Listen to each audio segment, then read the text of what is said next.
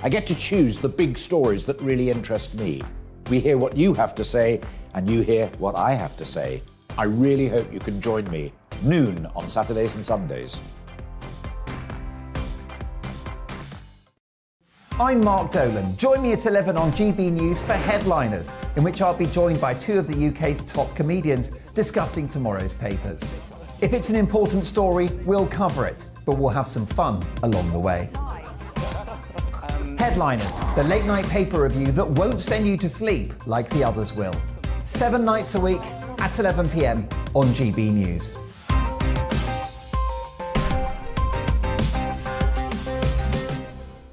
Hi there, it's Stephen and Anne. At breakfast from 6 a.m, you'll always be caught up with everything you need to know, the latest headlines, opinions and debates. We'll bring you the good news and the bad, but most of all, we're here for you. Remember, send in your views and let us know what you would like us to talk about. That's because we're your news channel. And every morning at 6 a.m, it's breakfast on GB News.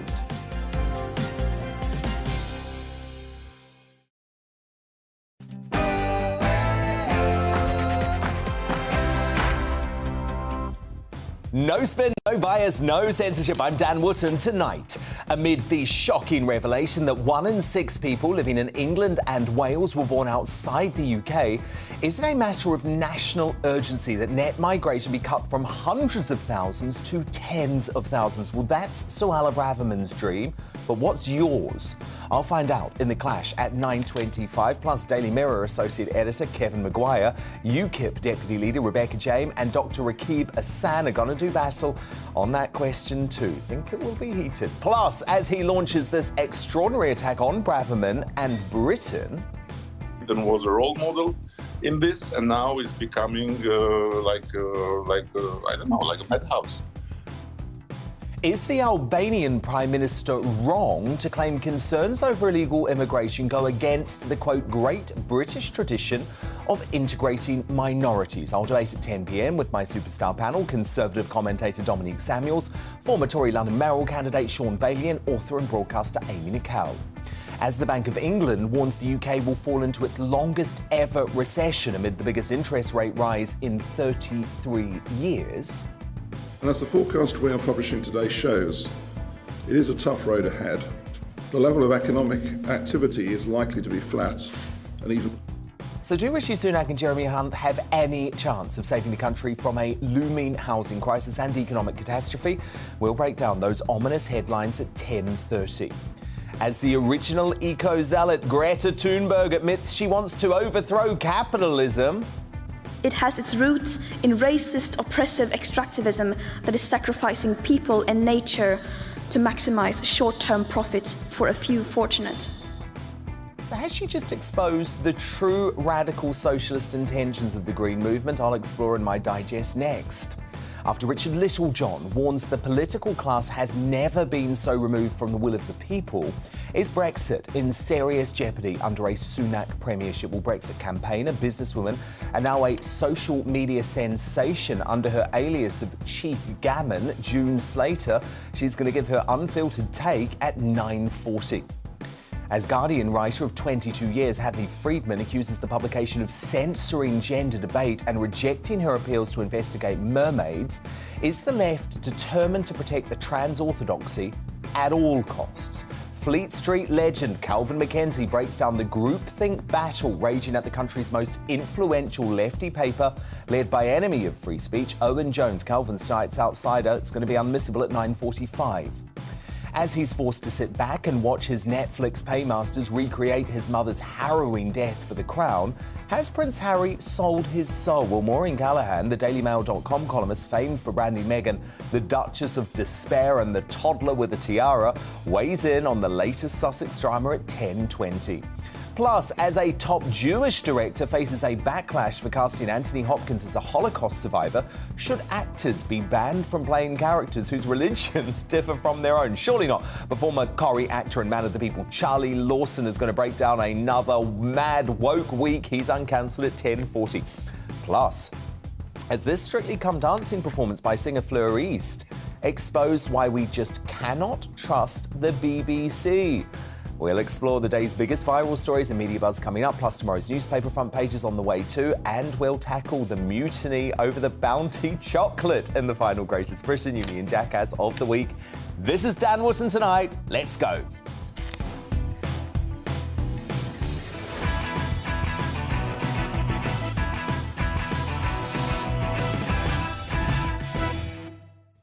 Just one thing first, though. There's been serious praise across today for my Wednesday night superstar panellist, Ashley James, who has gone viral after this emotional moment on last night's show when we were discussing whether there should be a COVID amnesty for those who encourage punishment of the unvaccinated. Watch.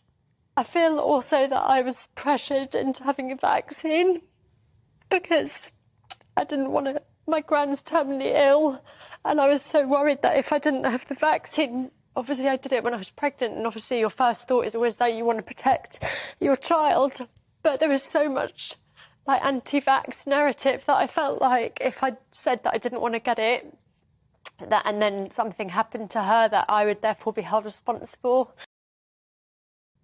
Now, since then, Ashley's had an overwhelming response from pregnant mums who were in the same position. And she tweeted earlier, "It's nice and heartbreaking to hear stories from others who became mums then. It's barbaric what we went through. I don't understand who they'd ever make anyone do scans and birth alone." So thank you, Ashley, for a moment of raw honesty and reflection last night. But I have to say, let's hope there's no tears from my superstar panel tonight.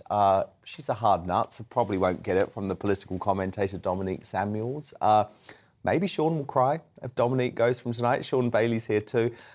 And maybe I'll make Amy cry. I hope not, though, because we missed you last week, Amy, and she's back, the author and broadcaster Amy Nicol. But before all of that, the news with Polly Middlehurst.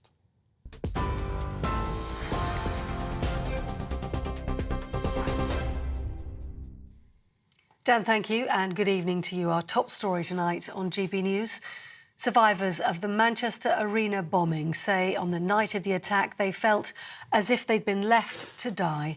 That, as a highly critical inquiry found there were significant failings by the emergency services. The victims' families have described the multi-agency response as catastrophic, saying it showed the system was truly broken and needed a complete overhaul. 22 people were killed and hundreds injured during an Ariana Grande concert in 2017. Solicitor Kim Harrison, who represented 11 families during the inquiry, says almost everything that could have gone wrong that night did. 12 years after 7/7, the same things went wrong again at Manchester Arena. The complete and utter failure of the government and the emergency services to learn those lessons and implement them on a national level is wholly unacceptable. This must never happen again. Well, Greater Manchester Police has apologised unreservedly for the failings of the emergency services.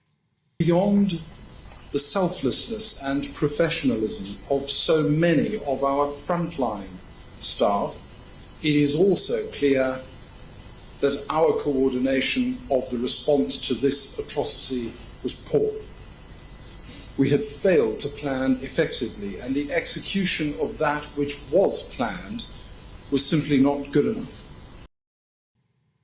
Well, in other news today, the Bank of England has warned there's a tough road ahead for the UK as it raised the interest rate for the 8th time in a row in order to tackle soaring inflation.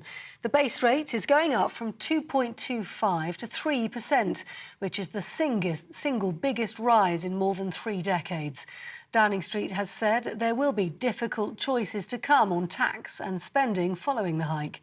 The bank says the country is on course for its longest recession since the 1920s.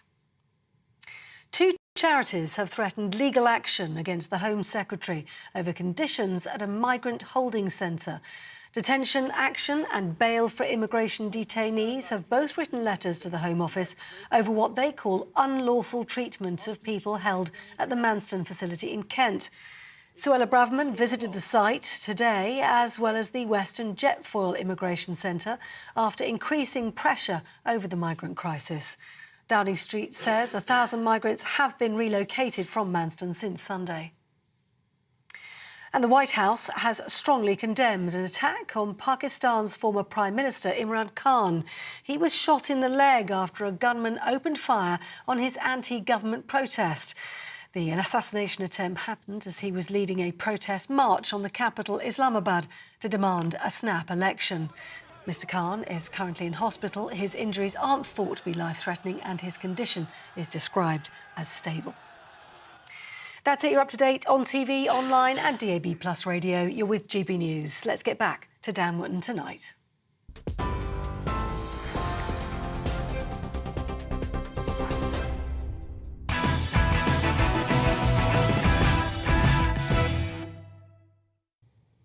The media, the elite, the wokerati, the political establishment and many high-profile publicity-hungry politicians from both the left and the right have been suckered by that odd little Swede Greta Thunberg for the last few years. I mean, just look at those who lined up to meet and praise the eco-extremist with the pushy socialist parents, despite the fact her policy prescription goes against everything the West has achieved this past century. We are never going back to normal again, because normal was already a crisis. What we refer to as normal is an extreme system built on exploitation of people and planet. It is a system defined by colonialism, imperialism, oppression, and genocide by the so-called global north to accumulate wealth that still shapes our current world order. To solve this problem, we first need to understand it, and to understand the fact that the problem itself is by definition a series of interconnected problems. It is a symptom of a much larger crisis, the sustainability crisis. It has its roots in racist, oppressive extractivism that is sacrificing people and nature to maximize short-term profit for a few fortunate. And let's look at the way she suckered in all of those high-profile folk.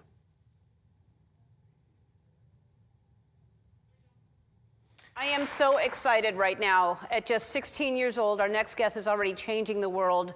Look at her. My name is Greta Thunberg. I'm 16 years old. I come from Sweden, and I want you to panic. What are the signs that you'd have to entice us so we're walking along?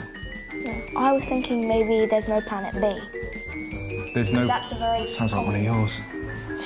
How do you feel about that? Yeah, I mean, it's not very original. What would you say to people, especially young people, who feel like there isn't any point in doing this because no one is listening anyway?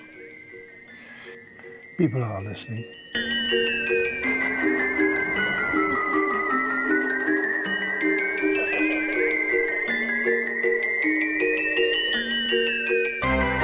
You and me were a team, huh?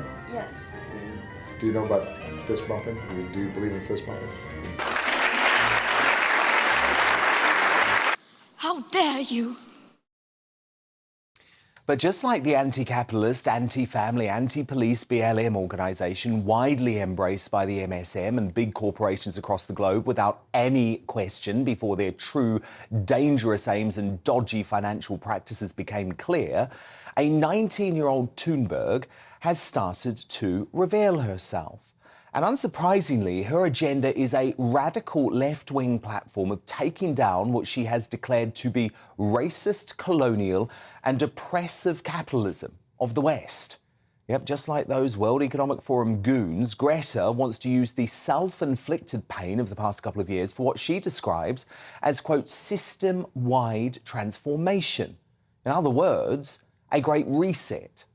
Thunberg, who carries far too much weight in politics given she is not an expert on the environment but merely a far-left commentator, made that mad intervention at her book launch in London early this week. A book, by the way, that features contributions from figures including the disgraced World Health Organization chief Dr. Tedros, who, if there was any justice, would be out of a job.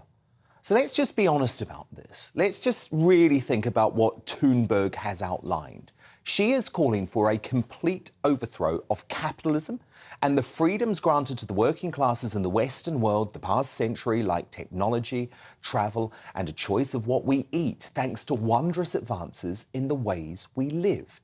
And that's why, as an environmentalist passionate about protecting our planet since the 1980s, I find the doomsday language associated with the deranged march to net zero disturbing. It's high time the political elites realise that extreme activists like Greta aren't talking about protecting the planet through an increased use of renewables as technology advances. They're talking about a complete rollback of the ways we live, which would return us to pre-Victorian times.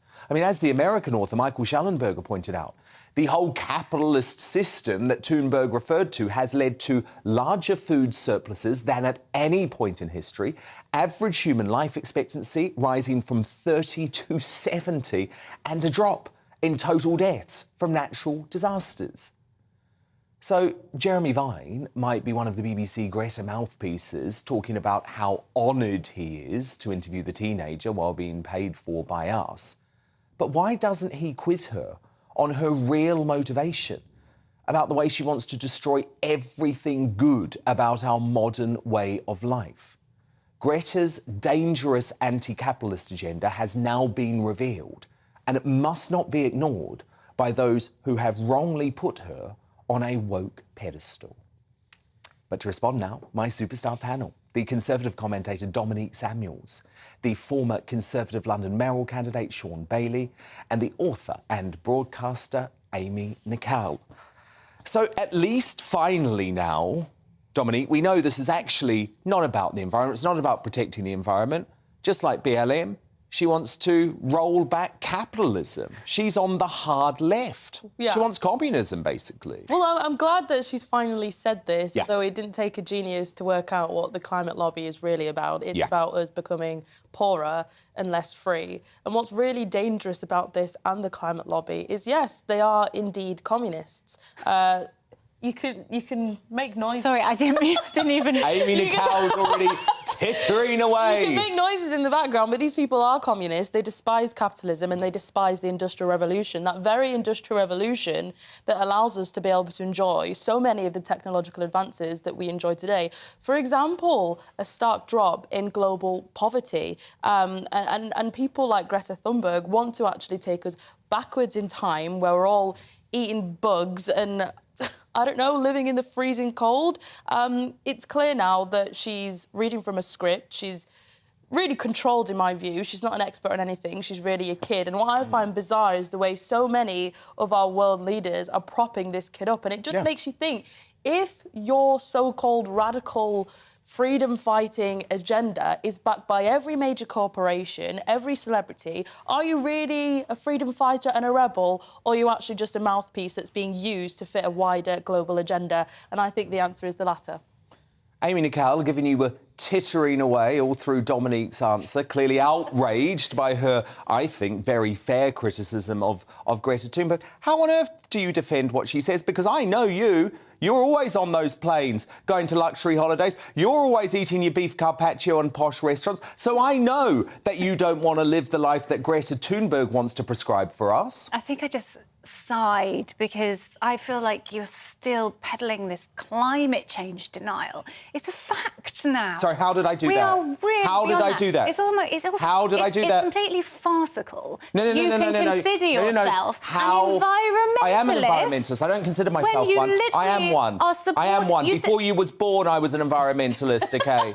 OK, so you say Greta Thunberg wants to take away everything that is good. Right? The thing that's going to take away everything that is good is inaction on the climate. And outing Greta Thunberg firstly, I've got to interrupt you because you've just put a mistruth out immediately by saying that I was practising climate change denialism. What did I say that denied climate change? You're saying that we do not need to cease what we're doing now and make a big systemic change. So do you think we need to give up capitalism like Thunberg? No, but we need to do something big. That's what do you disagree with? Greta Thunberg is saying is her personal politics, which are probably akin to the Green Party, which have quite a big voter base in the UK. It's not some radical view. And that of the World Economic Forum. Sorry, you don't believe that completely winding back capitalism is a dramatic view?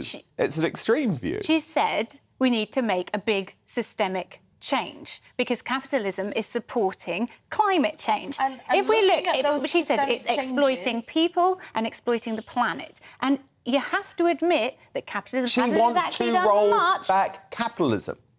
And so that's a widely held view, like across. Maybe Sean not on your Bailey, side of the Sean fence. Bailey, come here. Let's bring a little balance to this. The thing I want to concentrate on, all those Her celebrities, personal politics are irrelevant anyway. all those celebrities that legitimised her, now have to come out and go one way or the other. They have to back her or withdraw that. This is a woman who's been all over Hollywood. I want to know, do those Hollywood stars want to reverse capitalism that served them so well? You know, we're talking about a system that has lifted more people out of poverty than any other philosophy we've had on the planet.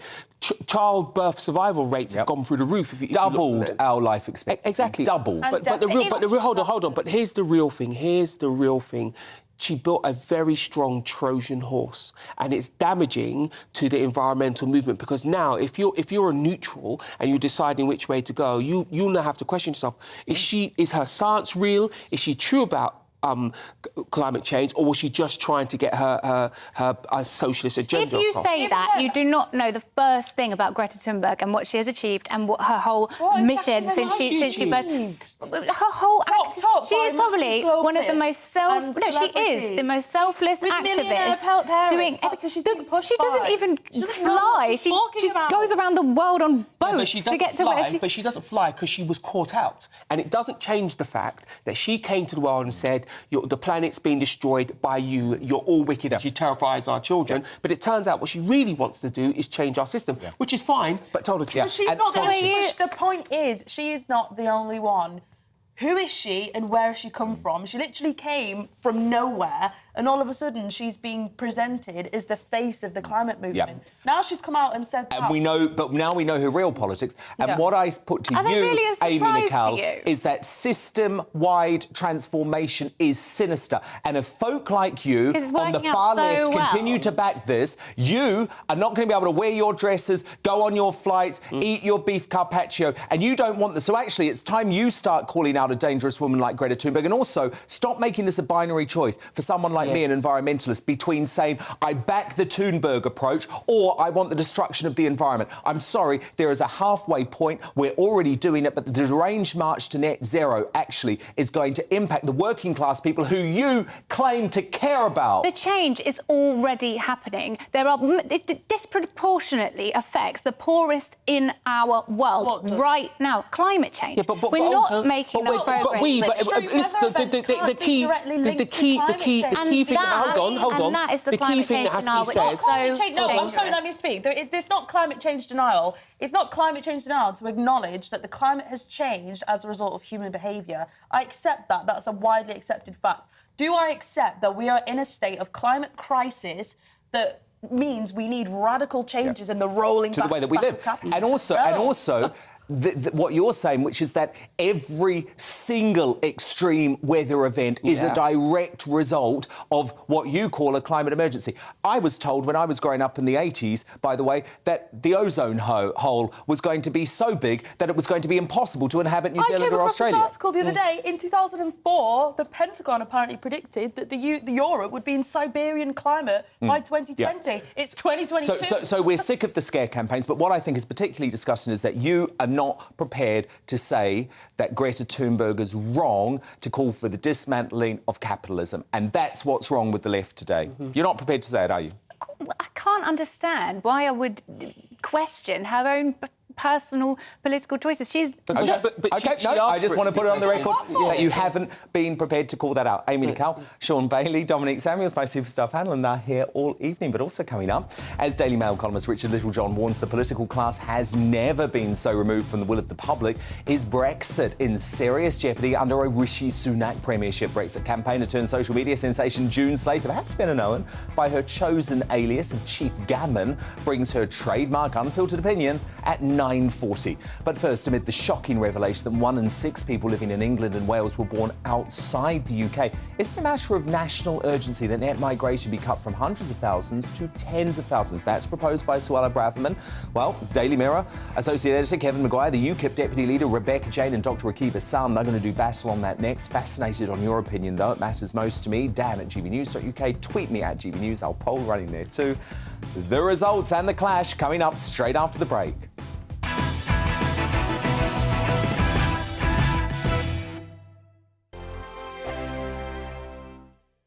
Hello there, it's Eamon Holmes here from Breakfast on GB News. We're not just on your television and your screens, you know. We're on DAB plus digital radio, so you can listen to your favourite shows on the move. If you've not yet listened to GB News Radio, it's very simple. We're on your radio player and TuneIn apps, on your smart speaker, phone or tablet, or online at gbnews.uk. Take us with you wherever you go. GB News Radio. You never have to miss a moment of the People's Channel.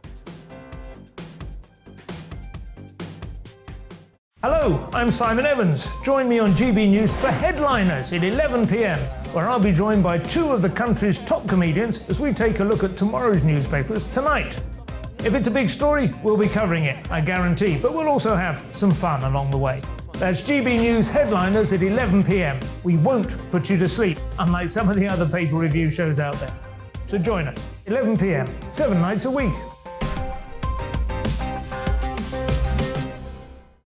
I'm Mark White. As GB News Home and Security Editor, I cover those key issues that are so important to you. Our authorities, our communities doing all they can to combat violent crime. With the public services under unbearable strain, why are we still failing to control our borders? Defence, the first priority of any government, has been continually hollowed out. Can we trust our politicians to protect the armed forces? Join me, Mark White, on GB News. Join me, Nana Akua, on Friday, Saturday and Sunday afternoons on GB News. Expect fiery debate and passionate discussion as me and my panel tackle some of the biggest topics hitting the headlines.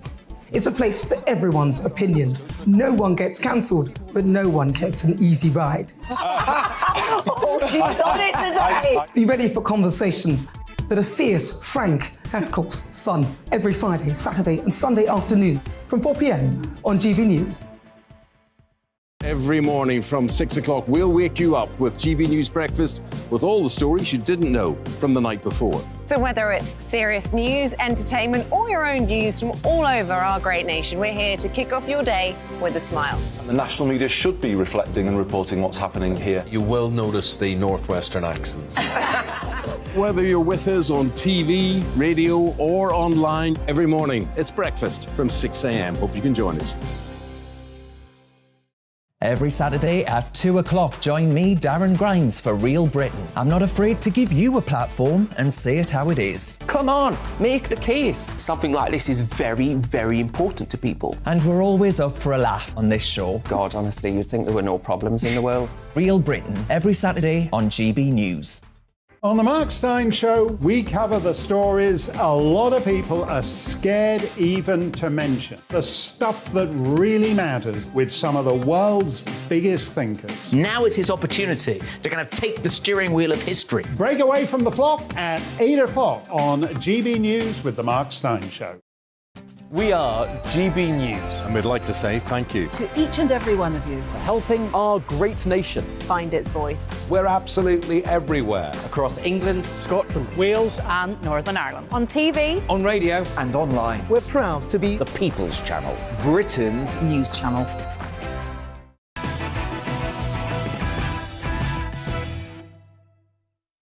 And it's time now for the clash. And in a bruising reminder of Britain's immigration headache, newly released census data reveals a staggering 1 in 6 residents of England and Wales now come from abroad.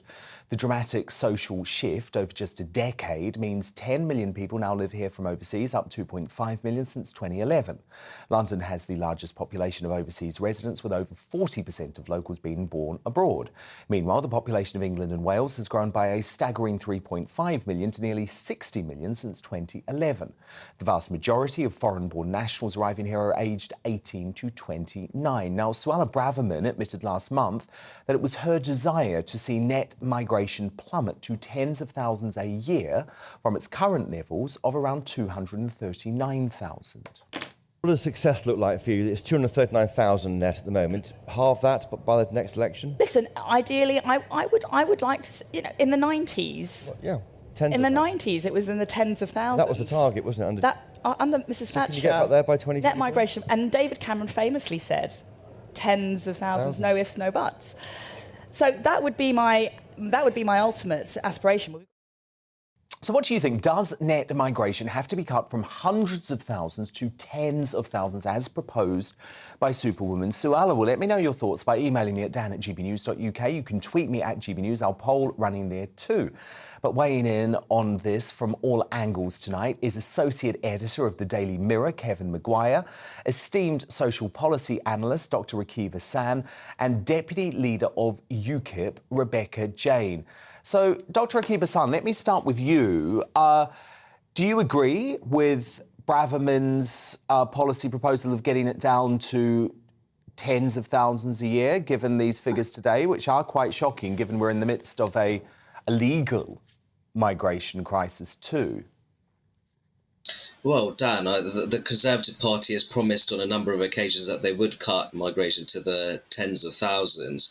The recent figures show that, in spite of Brexit, levels of immigration continue to be rather high, especially from countries such as India and Pakistan. The general story from 2011 to 2021 was that there was an Eastern European surge, a pre-Brexit Eastern European surge in migration from countries such as Poland, Romania, and southern European countries such as Italy. But that post-Brexit surge we've seen from the Indian subcontinent. I think more generally, you have to complement that aspiration to cut migration coming into the UK with policies that ultimately help to boost skills in our domestic workforce. And that's a real weakness in the British economy. We have to talk about improving skills, high quality apprenticeships, and really equipping people with the skill sets that can help to address labour market shortages in the UK economy.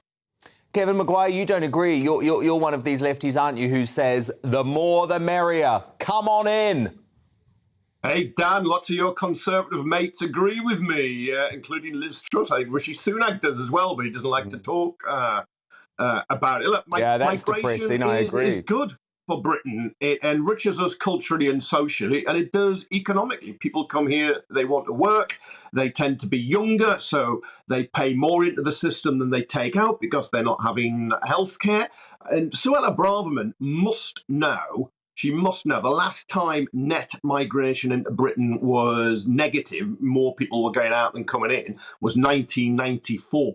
And David Cameron and Theresa May repeatedly said it would be tens of thousands, never got anywhere near there. Brexit, was, for those who voted for it to cut migration, was sold a pup because the people coming into the country from outside Europe's about twice those who are coming from other European Union nations. And that 239,000 figure, if they weren't coming in, the economy would crash. We have a record 1.2 million vacancies in the economy. Who do you think is going to look after you? Sick old Auntie Nellie. Who do you think is going to be serving you in cafes and bars? Who do you think is going to be doing all the jobs? It's migrants. So, Rebecca Jane, Kevin Maguire says, actually, this number's got to go up. Honestly, I'm so confused here. Are we living in two different countries? Because all I see is that our whole country is absolutely trashed. Our NHS is absolutely overwhelmed. Our court systems are backlogged to high heaven. I don't understand why on earth anybody think that we can afford to have any more people put into our country.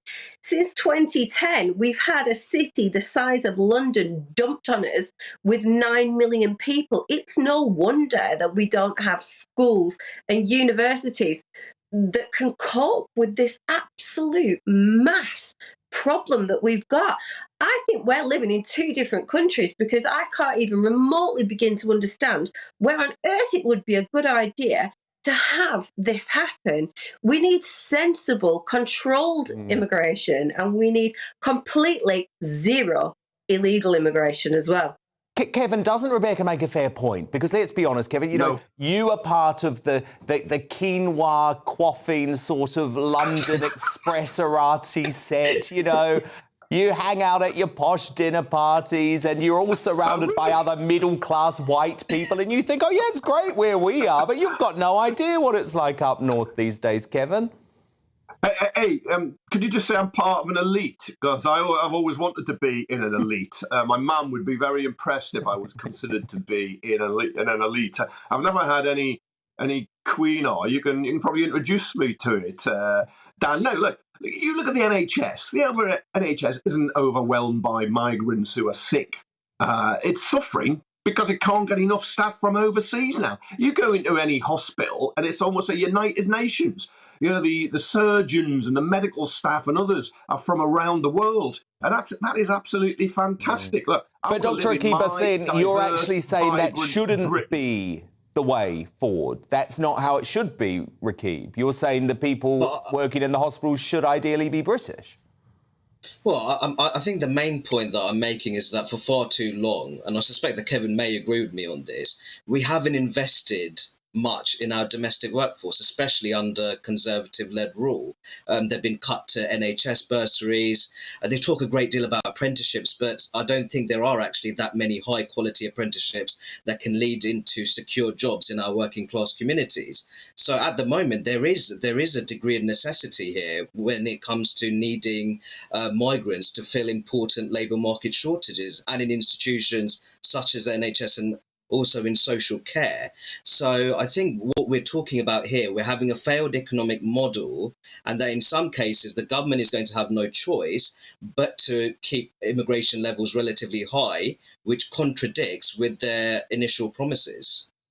Yeah, the British capitalism that Greta Thunberg wants to abolish is broken in Britain at the moment. It's not working for the majority of people very well. And look, historically... But come on, Kevin, even you, surely, Kevin, even you cannot back what Thunberg is saying. I mean, surely you accept that what she's saying is completely dangerous. It would take us back to pre-Victorian times. It would ban us from flying. It would ban us from eating meat. It would ban us from driving cars. Surely, Kevin, even you must condemn this madness from Thunberg. I'm sorry, I realise I've now jumped into your previous debate. Look, I like the idealism I'm of still the young. wound up about Of course, what she says is not achievable in any short term, but I always like the young to challenge and to look for ways forward, how we can make society and the world a better place. And many working people in Britain have had a bad time. But they're not just white, they're black and they're brown and they've come from around the world and they're part of the British working class. Exactly, but we're not talking about colour. We're not talking about colour. UKIP's almost obsession with whiteness is the great, horrible, vile poison in this debate. Rebecca, I've got to give Rebecca a chance to respond to that, Kevin. I've got to give Rebecca a chance to respond to that. Because Rebecca didn't talk about whiteness from what I heard. But Rebecca, do you want to respond? Yeah, absolutely. Don't even dare tar us with that brush, because that's just not even a thing. It may have been a thing 20 years ago, but actually now it's very much not the case. We support absolutely every single ethnicity that there possibly is. You can't take this all about race. Not everything is about race. Immigration is not about race. It's about the fact that our country that we care deeply and passionately about is absolutely overwhelmed. So you can take that stereotype and you can abolish it, because that might be a thing of the past, but it's certainly not a thing of what I support and what I am achieving in the role that I've actually got now. So, okay, great debate. I've got Irish and French ancestry. Looking at the faces in this debate, I would have thought at least three of us, maybe four of us, in recent generations have got people, blood from other countries and be born there, come to Britain. I think that's a great thing about Britain. I really think the vibrancy and the diversity of Britain is something to be celebrated, and that is going to be fueled by continuing to have migration, people wanting to come here. It's a great tribute to Britain. Yes, you want it to be legal, but we need systems to make it legal and try to lock out a lot of although people. at the moment there's nothing legal about the 40,000 arriving across the channel, of course. We need to fix it. Fascinating debate. Thank you so much. Associate Editor of the Daily Mirror, Kevin Maguire, the social policy analyst, Dr. Akiva San, and Deputy UKIP leader, Rebecca Jane. So who do you agree with there? Does net migration have to be cut from hundreds of thousands to tens of thousands, as proposed by Suella Braverman? Andrew on Twitter says, absolutely. We need to take back control of our borders and get a grip on immigration. From Paul, it doesn't matter where people come from. It matters if they can contribute to this country. The NHS has been built over many years with staff coming to work from a non-UK background. And that's obviously agreeing with Kevin's point. And from Trish, it does, but it will never happen. Suella Braverman will have her wings clipped before she's allowed to act on immigration until we can vote this government out at the next election. It will continue unabated, but I don't want Labour either. Westminster needs a sea change, and I know many folk agreeing with that, but your verdict is in. It's actually overwhelming on this one. 90% of you agree net migration does have to be cut from hundreds of thousands to tens of thousands. Just 10% of you with Kevin Maguire and the quinoa quaffing North London set. Now, coming up, as Guardian writer of 22 years, Hadley Friedman accuses the publication of censoring gender debate and rejecting her appeals to investigate mermaids. Is the left determined to protect the trans orthodoxy just above anything else? Fleet Street legend Calvin McKenzie, he's going to break down this fascinating free speech battle gripping the liberal media at the moment. But first, after Richard Littlejohn warns the political class has never been so removed from the will of the public, is Brexit in serious jeopardy under a Sunak premiership? Well, you know her better as her alias Chief Gammon, but the Brexit campaigner and straight-talking social media sensation June Slater is unleashed live straight after the break.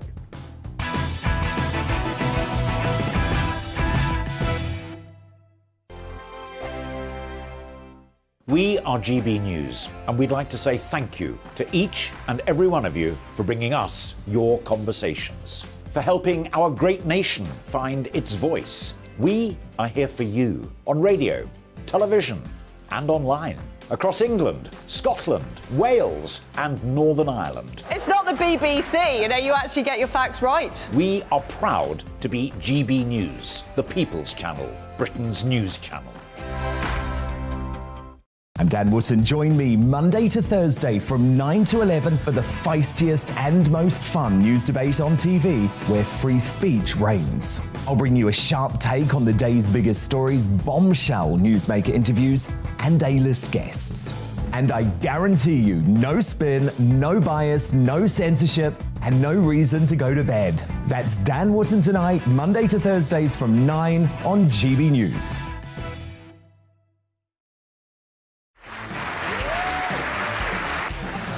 My name is Andrew Doyle. Join me every Sunday evening at 7 p.m. for Free Speech Nation. This is a show where we address current affairs and news stories of the week with the help of two wonderful comedian panellists. I brought in comics because I want to give it a lighter edge, and also they work for less. See you there.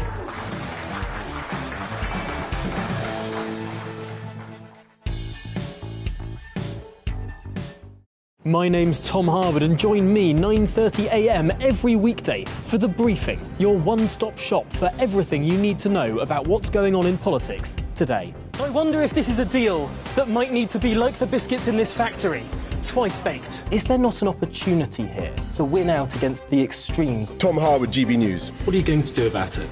Things should have been done differently, and they certainly are being done differently. Don't miss it. The Briefing with me, Tom Harwood, 9:30 Monday to Friday on GB News.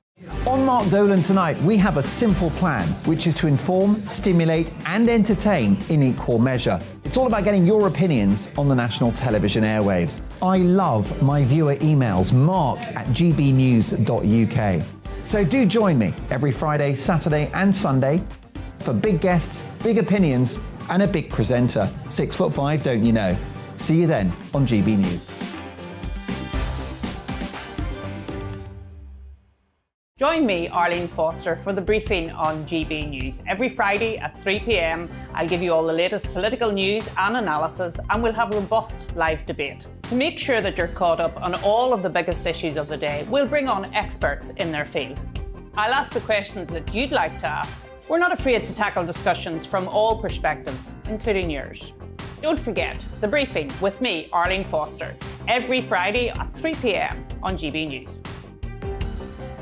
We are GB News, right across the nation. You can get us on television, on radio, on digital. We're absolutely everywhere. Amazing. You see, amazing. You remind me of me in the European Parliament. But here's the most important bit. We are not part of the mainstream establishment. We think and speak just like you do. We are the People's Channel. Magnificent. That's really, really thoughtful. Come and join us on GB News, the People's News Channel.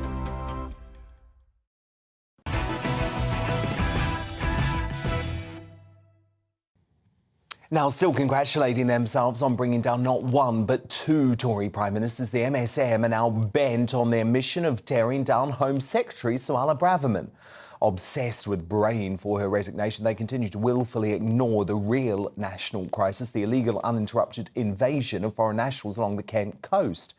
As dejected Daily Mail columnist Richard Littlejohn writes, Braverman's job is sort out this mess to put an end to the madness, yet prominent sections of the political class and the media are determined to prevent that happening by making her the villain of the piece. What passes for news and political commentary these days amounts to little more than navel-gazing nonsense. I have never known a time when the political class have been further removed from the rest of us who pay their wages.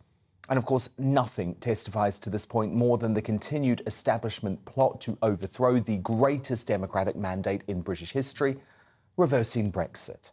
Well, my next guest is a brand new face on the show, but she's certainly no newbie to the culture war trenches. June Slater is a successful businesswoman turned prolific Brexit campaigner, and since the historic referendum has become a social media sensation, posting no-nonsense videos online where she brands herself Chief Gammon. So, June, Chief Gammon, does this illegal migrant invasion prove the political class has never been so removed from the public, as Richard Littlejohn rightly points out? They haven't a clue, have they? They really haven't got a clue what's going on, and they don't know how to handle it. And they're buzzing around like public schoolboys and public schoolgirls with bits of paper in their hand, turning up at Westminster. They want to get their big boy pants on and do something about it. The first protocol with this mess, and it is a mess, is France. Why is France being allowed to be so inhumane? This is how I'll put it across to you. You stood on a very busy and dangerous road with about 500 school children who are eager to cross because their friends are on the other side. It's dangerous, there's a chance of death, and it's not that nice when they get to the other side because of the conditions. You're there, they're on your side of the road, you're an adult, you're not vulnerable, they are. What do you do with those vulnerable people? Do you stop them from crossing? Do you take responsibility for your part in this and stop them from crossing? Or do you let them have a go and hope that somebody meets them halfway from the other side to chaperone them in? What do you do? Why isn't anybody saying anything to France? But you know why France are doing this, though, June. I mean, this is great for Macron, isn't it? He wants to do anything he possibly can to damage a post-Brexit Britain.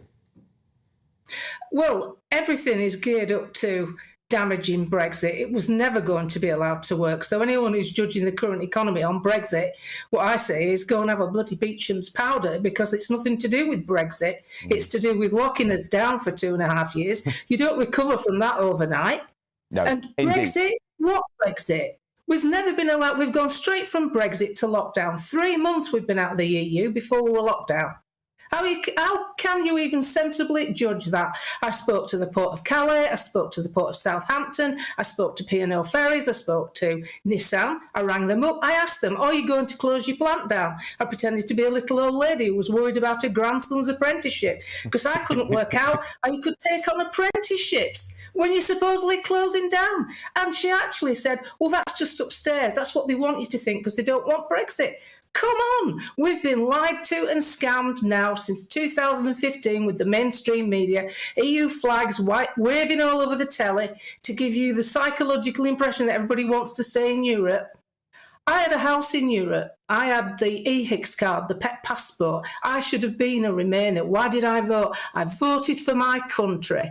I voted because I knew we'd be better as a sovereign nation. The people are sovereign, not the politicians, and they seem to forget that.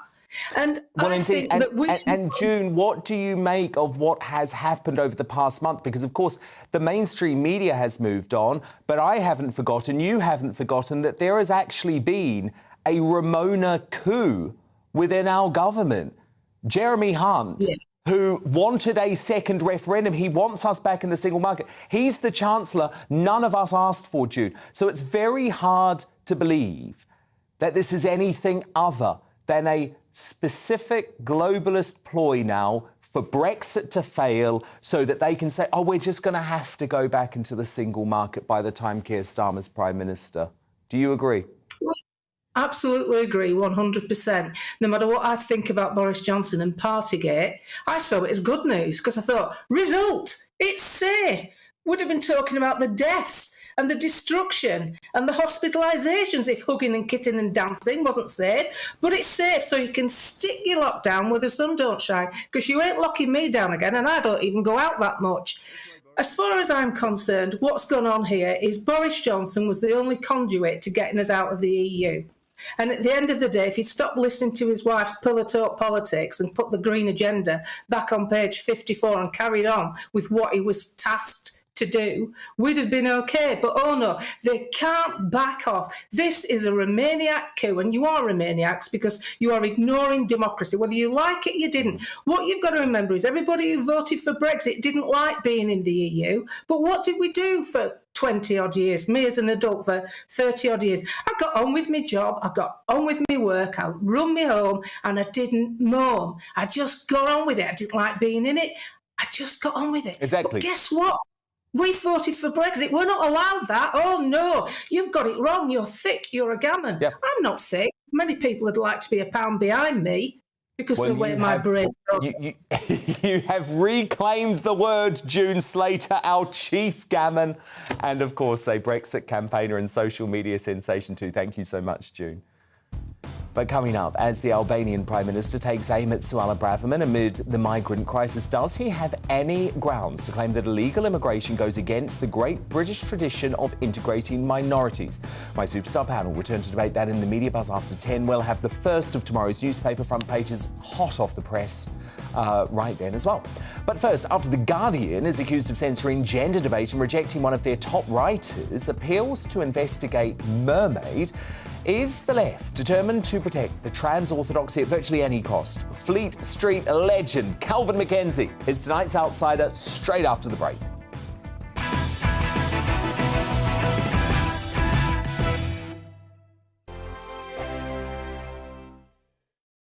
We are GB News. And we'd like to say thank you to each and every one of you for helping our great nation find its voice. We're absolutely everywhere. Across England, Scotland, Wales and Northern Ireland. On TV, on radio and online. We're proud to be the People's Channel, Britain's news channel. Hello, I'm Michelle Dewberry, and you can join me every weekday 6 till 7 on Jubes and Kerr. Me and my panel will get stuck right into the day's events, and I can tell you, in fact, I can warn you, expect some robust debate, some strong opinions and perspectives from both sides of the fence. It's about you at home as well. I love to read out all of your comments, or at least as many as I can. So join me, Michelle Dewberry, Monday to Friday, 6 till 7 on Jubes and Kerr. Join my show Farage, 7 p.m. till 8 p.m. Monday through Thursday, and there you will get opinion, analysis, debate, and I'll cover stories that nobody else dares to touch. You've been cancelled. Join the club. Oh my goodness, brilliant. And then for the last 15 minutes, talking pints. We're over a drink. We have a civilised conversation with someone. We very often disagree, but we do it in a grown-up way. Come and join me on Farage.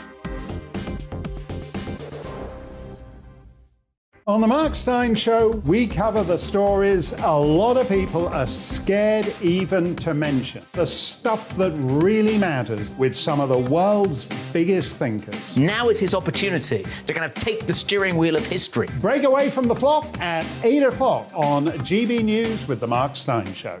Hello, I'm Esther McVeigh. And I'm Philip Davis. Whether you're watching or listening on TV, online or on radio, we handpick the latest stories, debates and expert opinions for your weekend. So whether that's politics, news or showbiz, we've got it covered. Join us every Saturday morning at 10 o'clock on GB News.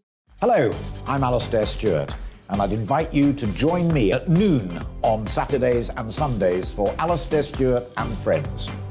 I've been in this business for over 40 years. Now, here at GB News, I've never been happier. I get to choose the big stories that really interest me. We hear what you have to say, and you hear what I have to say.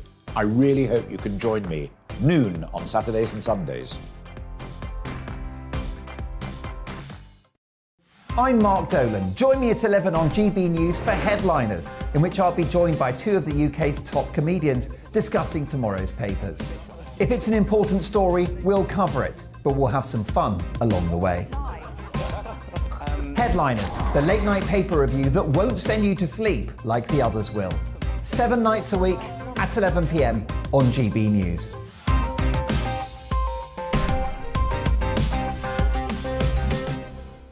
Hi there, it's Stephen and Anne. At breakfast from 6 a.m, you'll always be caught up with everything you need to know, the latest headlines, opinions and debates. We'll bring you the good news and the bad, but most of all, we're here for you. Remember, send in your views and let us know what you would like us to talk about. That's because we're your news channel. And every morning at 6 a.m, it's breakfast on GB News.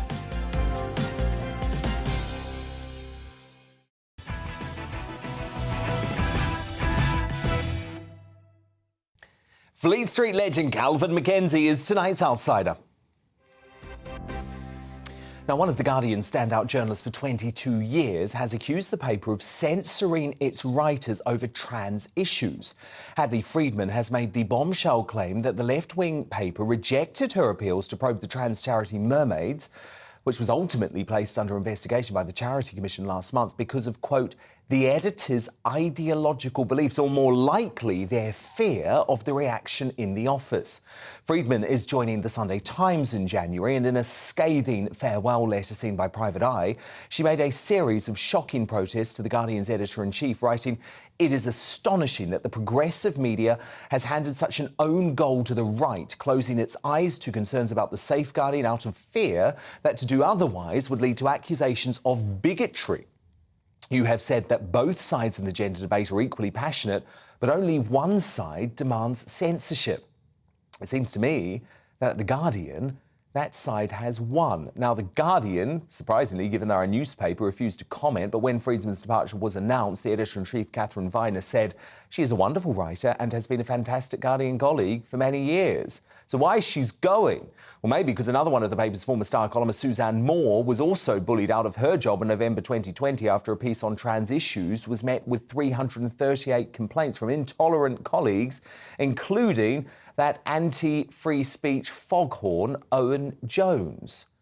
So, Calvin Mackenzie, isn't it chilling that because of this woke groupthink plaguing the left-wing media, editors are now declaring contentious issues like the meaning of being a biological woman off limits altogether? They have a particular problem on the left. The left have a series of issues to which they don't want to have debate. Now, the strange thing is that hypocrisy, because after all, they believe in free speech, actually, but they only believe in their own free speech. They don't believe in yours, is actually quite prevalent in mainstream media. I mean, the one that makes me laugh is News UK, who are very hostile to the NDA being used by the NHS in relation to issues involving staff. And yet, And yet, when their staff were accused of hacking and then all cleared, they all had to sign NDAs, which meant they could never talk about anything. And if they did talk about anything, then the Murdoch people said that they were going to pursue them for all the money that they had been given as part of their severance. It was an incredible thing. And if you take Reach, for instance, the Daily Mirror, good left wing, up the workers, free beer for all the workers, all that load of old nonsense, right? Now they run stories on their front page talking about how much money some chief executive is earning, without, of course, revealing that their own chief executive last year picked up £4 million. And the other thing that they talk about is, oh, look, people are being laid off all over the place, The Daily Mirror are laying them off by the bucket load. They basically haven't got any journalists left. And if you took, for instance, the Daily Mail group, for instance, then, of course, the issue there is that the owner, very decent guy, Lord Rothermere, chatting to him the other week, right? His tax haven is France. And yet they would be railing against show business characters or a Dan Wootton who might have some tax arrangement which is helpful, right, without ever mentioning their own position. So although The Guardian's is a particularly heinous example of hypocrisy, unfortunately, when you have big companies owning media, you get constant conflict. Now, in their case, The Guardian's, they're not owned by a big company, but they have substantial assets. And they don't want their journalists all fighting with each other. They say it's not worth it. So they've lost a decent journalist there. And it's an issue that should be discussed. But to be honest with you, you could go and read that issue almost anywhere else. So don't buy The Guardian, which, of course, is what most people do anyway. Now, how many people buy The Guardian? Well, not many people these days, Calvin, right? Yeah, correct. So that's really the real issue is that mainstream media, it's a massive problem. And actually, the problem is disappearing because less and less people buy the papers. And you're also finding that your news sources are coming from lots of different angles. For instance, this lady, Hadley Freeman, she first raised this issue with Unheard, which is a fantastic area for interesting discussions. And in fact, the owner of Unheard is a major shareholder in GBNews. GBNews supplies new ideas in which we're able to partake, whereas previously these kinds of discussions couldn't be heard anywhere on television were it not for GBNews. So I wouldn't worry too much about what The Guardian does because so few people get involved in it.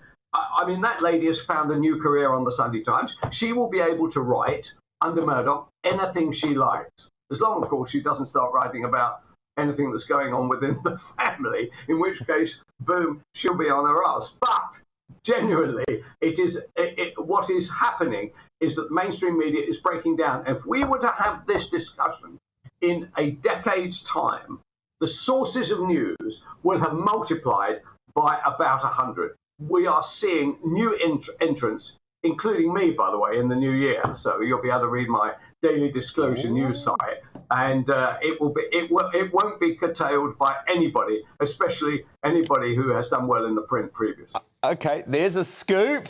Calvin Mackenzie's coming, but you'll still be here, Calvin, hopefully too. Calvin Mackenzie, tonight's Outsider. Thank you so much.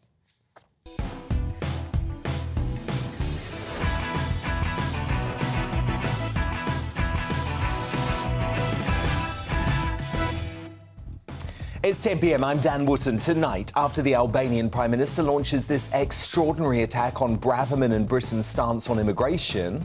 Britain was a role model in this, and now is becoming like a madhouse.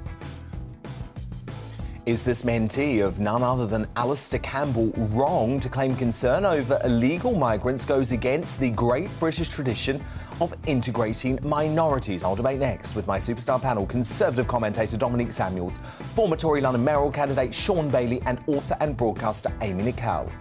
As the Bank of England warns the UK will fall into its longest ever recession amid the biggest interest rate rise in 33 years. And as the forecast we are publishing today shows, It is a tough road ahead. The level of economic activity is likely to be flat and even... Do Rishi Sunak and Jeremy Hunt have any chance of saving the country from a looming housing crisis and economic catastrophe? We'll thrash that out at 10:30. As he's forced to sit back and watch his Netflix paymasters recreate his mother's harrowing death for the Crown, has Prince Harry simply sold his soul? Well, Maureen Callahan, the DailyMail.com columnist famed for branding Meghan the Duchess of Despair and the toddler with a tiara, weighs in on the latest Sussex drama live from the States at 10:20.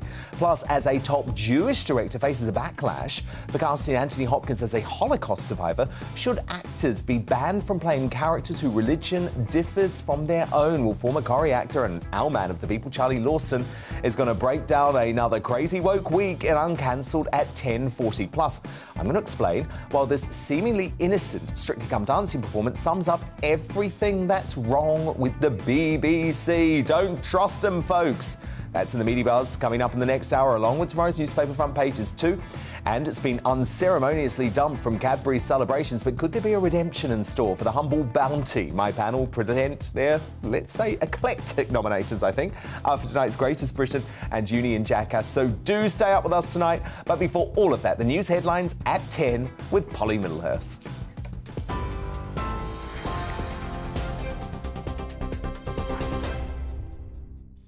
Dan, thank you, and good evening to you. Our top story on GB News tonight.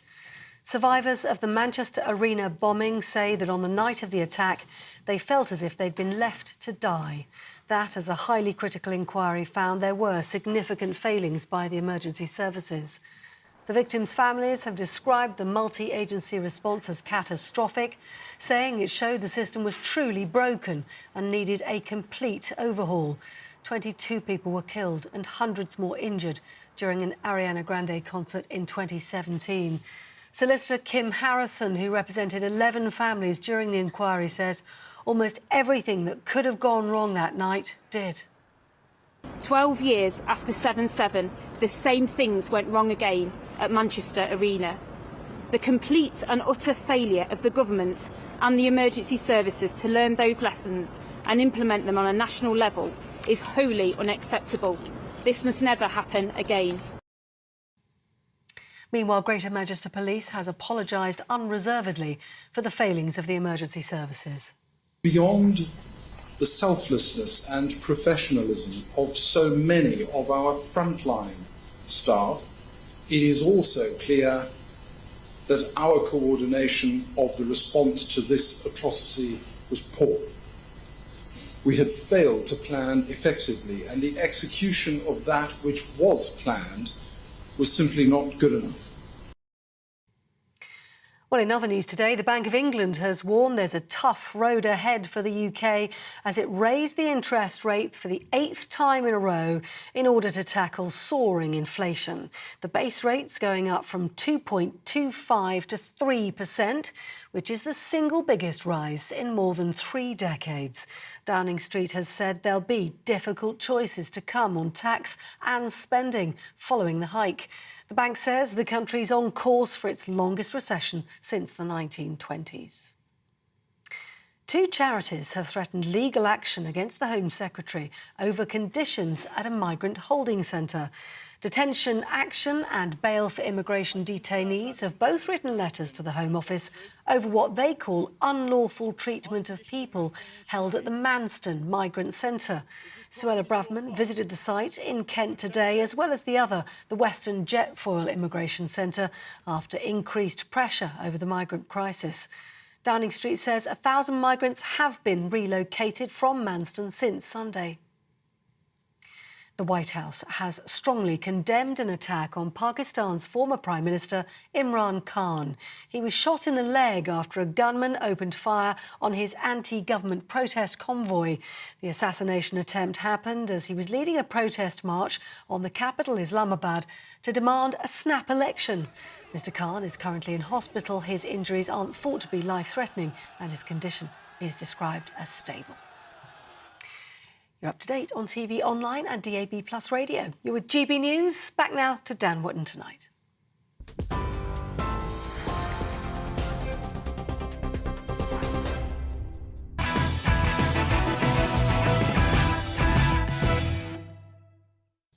Tomorrow's News Tonight now in our Media Buzz.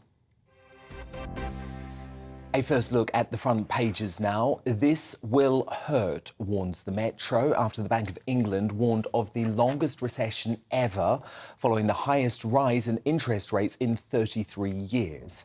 The Independent leads on the bomb victims who might have lived after the Manchester Arena inquiry published a catalogue of failings by the emergency services following the terror attack in 2017, as we just heard there in the news with Polly. Never again is the headline on a heart-wrenching front page from the Manchester Evening News, following that inquiry into the darkest day in the city's history. My superstar panel back with me now, the Conservative commentator Dominic Samuels, the former Conservative London mayoral candidate Sean Bailey, and the author and broadcaster Amy Nicol. Now, earlier today, Home Secretary Suella Braverman visited the Immigration Processing Centre in Manston as she responds to nearly 40,000 people making the journey to Britain in small boats this year, including a staggering 10,000 single Albanian men.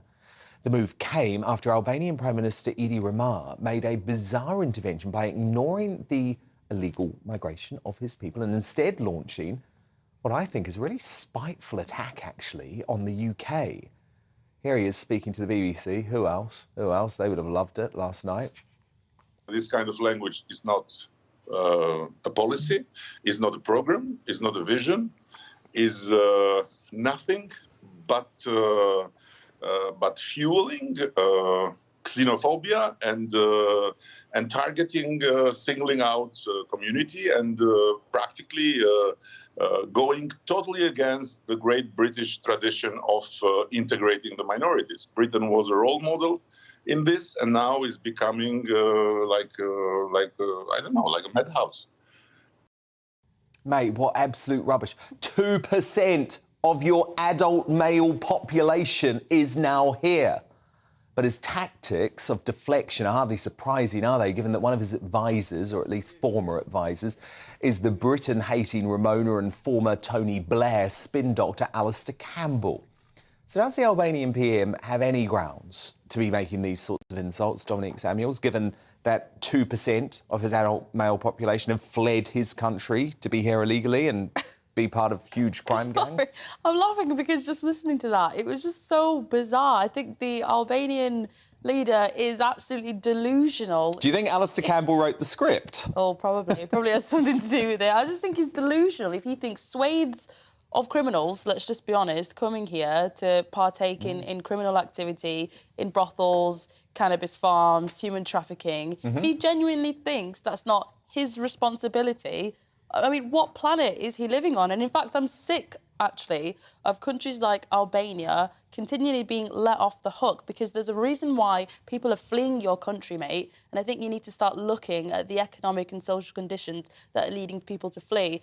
And in my opinion, I think there needs to be some sort of system in place to put countries like that responsible and hold them accountable for their people fleeing their country in droves to partake in criminal activities and to exploit our economy here. But hang on a minute. So 10,000 Albanians came illegally. There are 140,000 Albanian people living in the UK. Lots of these contribute a lot to society. They own small businesses.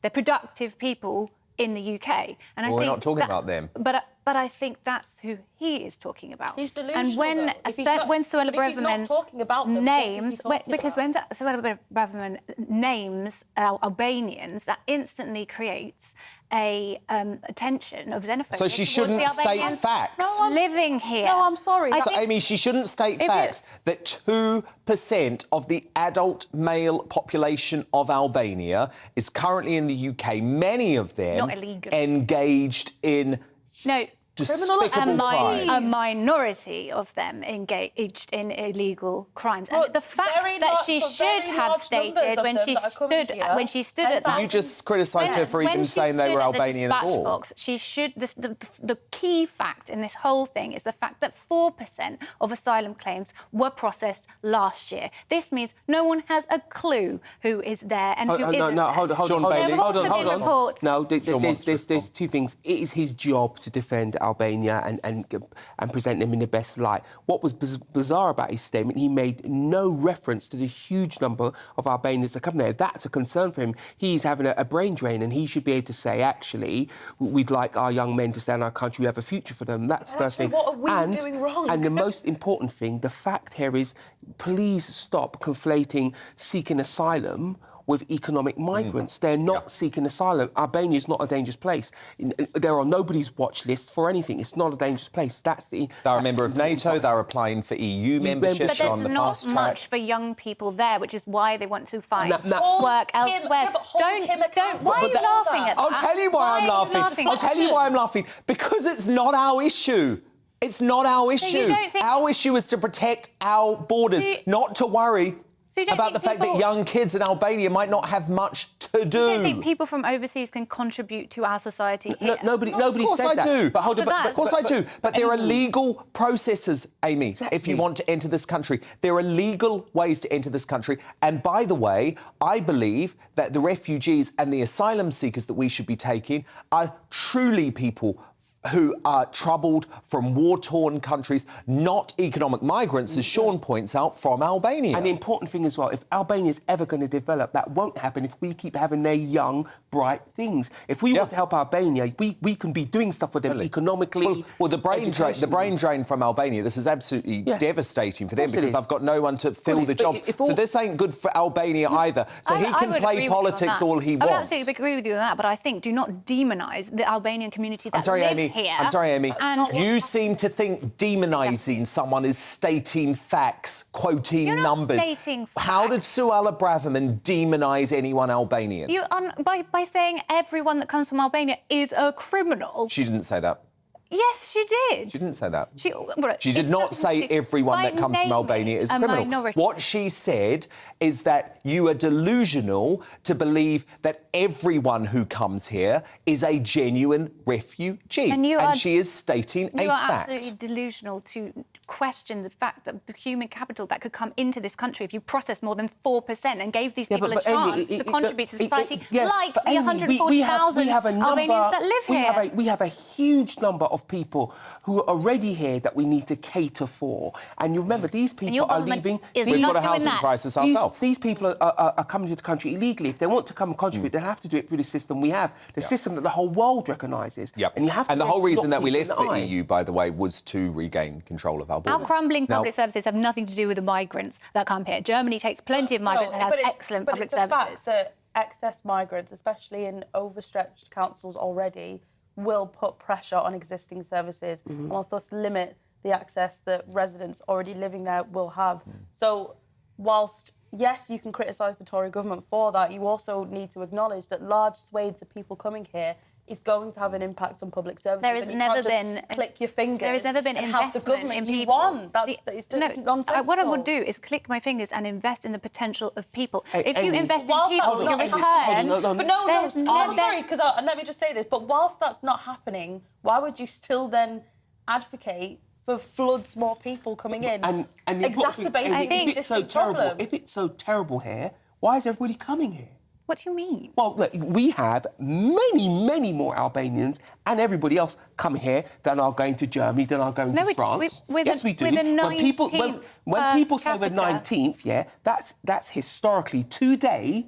More people got off the boat here than anywhere else. Well, if it's such a terrible place, if it's such a terrible place, why are they coming? I think that argument is sort of nonsensical, in my opinion, because there is this idea, and I will acknowledge that Britain, its streets are paved with gold, but unfortunately, because of actions taken by your party, partly as well, we're in a situation where the streets aren't paved with gold. They never were. Our public services are overstretched, and we simply cannot handle more if people it's so coming terrible, here. If it's so terrible, why are people coming here? Very good point. It's very good point. Extra terrible where they're coming from. Finally, I want to move on because get your head around this next level example of self-identification. Well, Breakfast TV in Norway interviewed an able-bodied man who now identifies as a trans woman who is disabled from the waist down. So this is Jorund Almi, 53 years old, a bank analyst who sparked outrage for deliberately choosing to use a wheelchair all the time, despite having no disability. Good Morning Norway sat down with them for an emotional chat. It was a huge relief. It was a huge weight from my shoulders. When I came out, I was a bank manager at the commercial bank in Molde. In the middle of that process, I got the opportunity to take a job as a senior credit analyst at the head office. When you enter a new expression, you are about to enter the largest and apparently most conservative financial bank in Norway. A lot of thoughts race through your head. God help me. So Jorond claims to have body integrity disorder, saying, one day one of my classmates at school entered the classrooms with clutches and splints on his legs. I was excited and felt my heart beat faster. So they now campaign for trans disability awareness.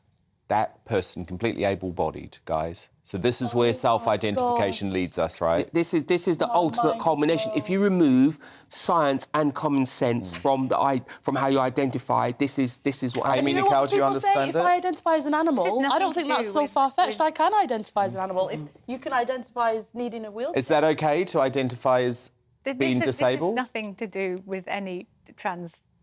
Well, no, that person is trans as well. They identify as women and they identify as disabled. Do you think you can identify as being disabled? Not currently. I think it's insulting. It's insulting. If you really are disabled and it's made your life tough in every way, you must watch that report and be so offended. Indeed. It is so offended. It's completely offensive. It's completely disgusting. Amy Nicole, Sean Bailey, Dominic Samuels, but this is the world. We're now living in the world of self-identification, folks. Bit of a worry. Coming up, as the Bank of England warns the UK will fall into its longest ever recession amid the biggest interest rate rise in 33 years. Do Rishi Sunak and Jeremy Hunt have any chance of saving the country from economic catastrophe? My superstar panel return with a big debate on that after 10:30. But first, as he's forced to sit back and watch his Netflix paymasters recreate his mother's harrowing death for the crown, has Prince Harry simply lost his soul? Well, Maureen Callahan, the DailyMail.com columnist famed for branding Meghan, the toddler with a tiara, is going to break down the spare's moral dilemma live stateside straight after the break.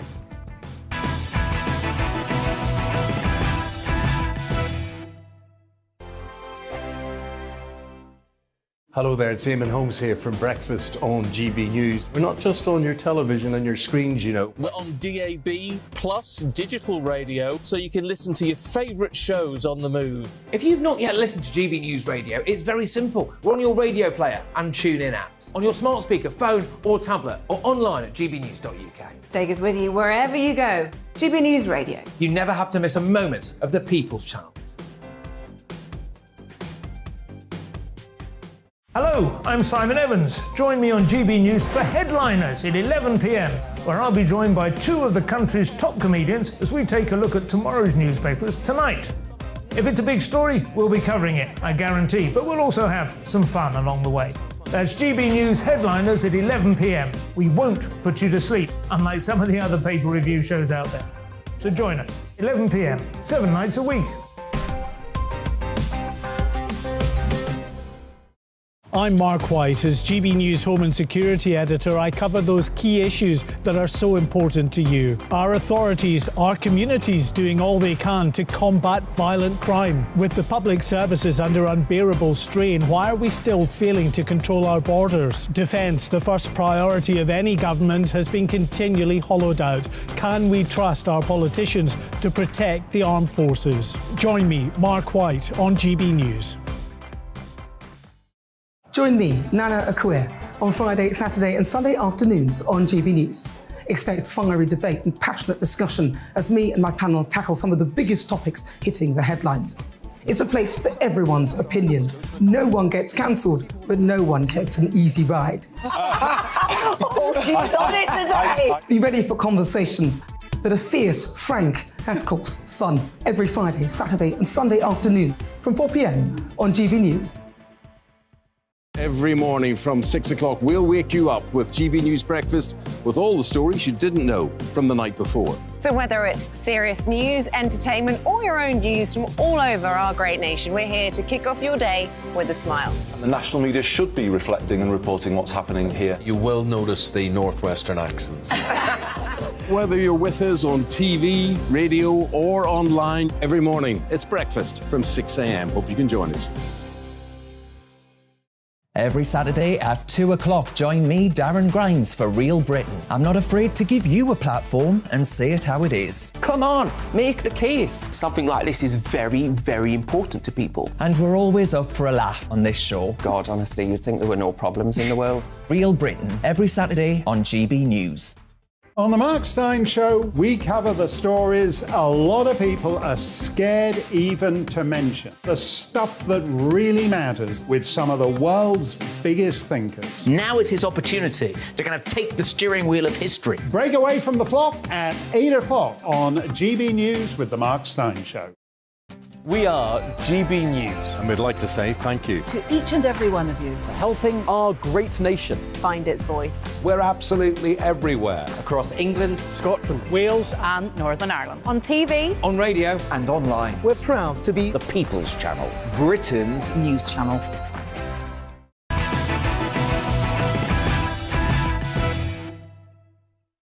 Welcome back. Now, in a mere 6 days, the controversial fifth series of royal drama The Crown will return to screens. Here's a brief reminder of what Netflix have in store for the royal family. Opens her mouth and hand grenades come out. She wants to tear down the temple. Let's go for it. What the hell is she doing? I won't go quietly. I'll battle till the end.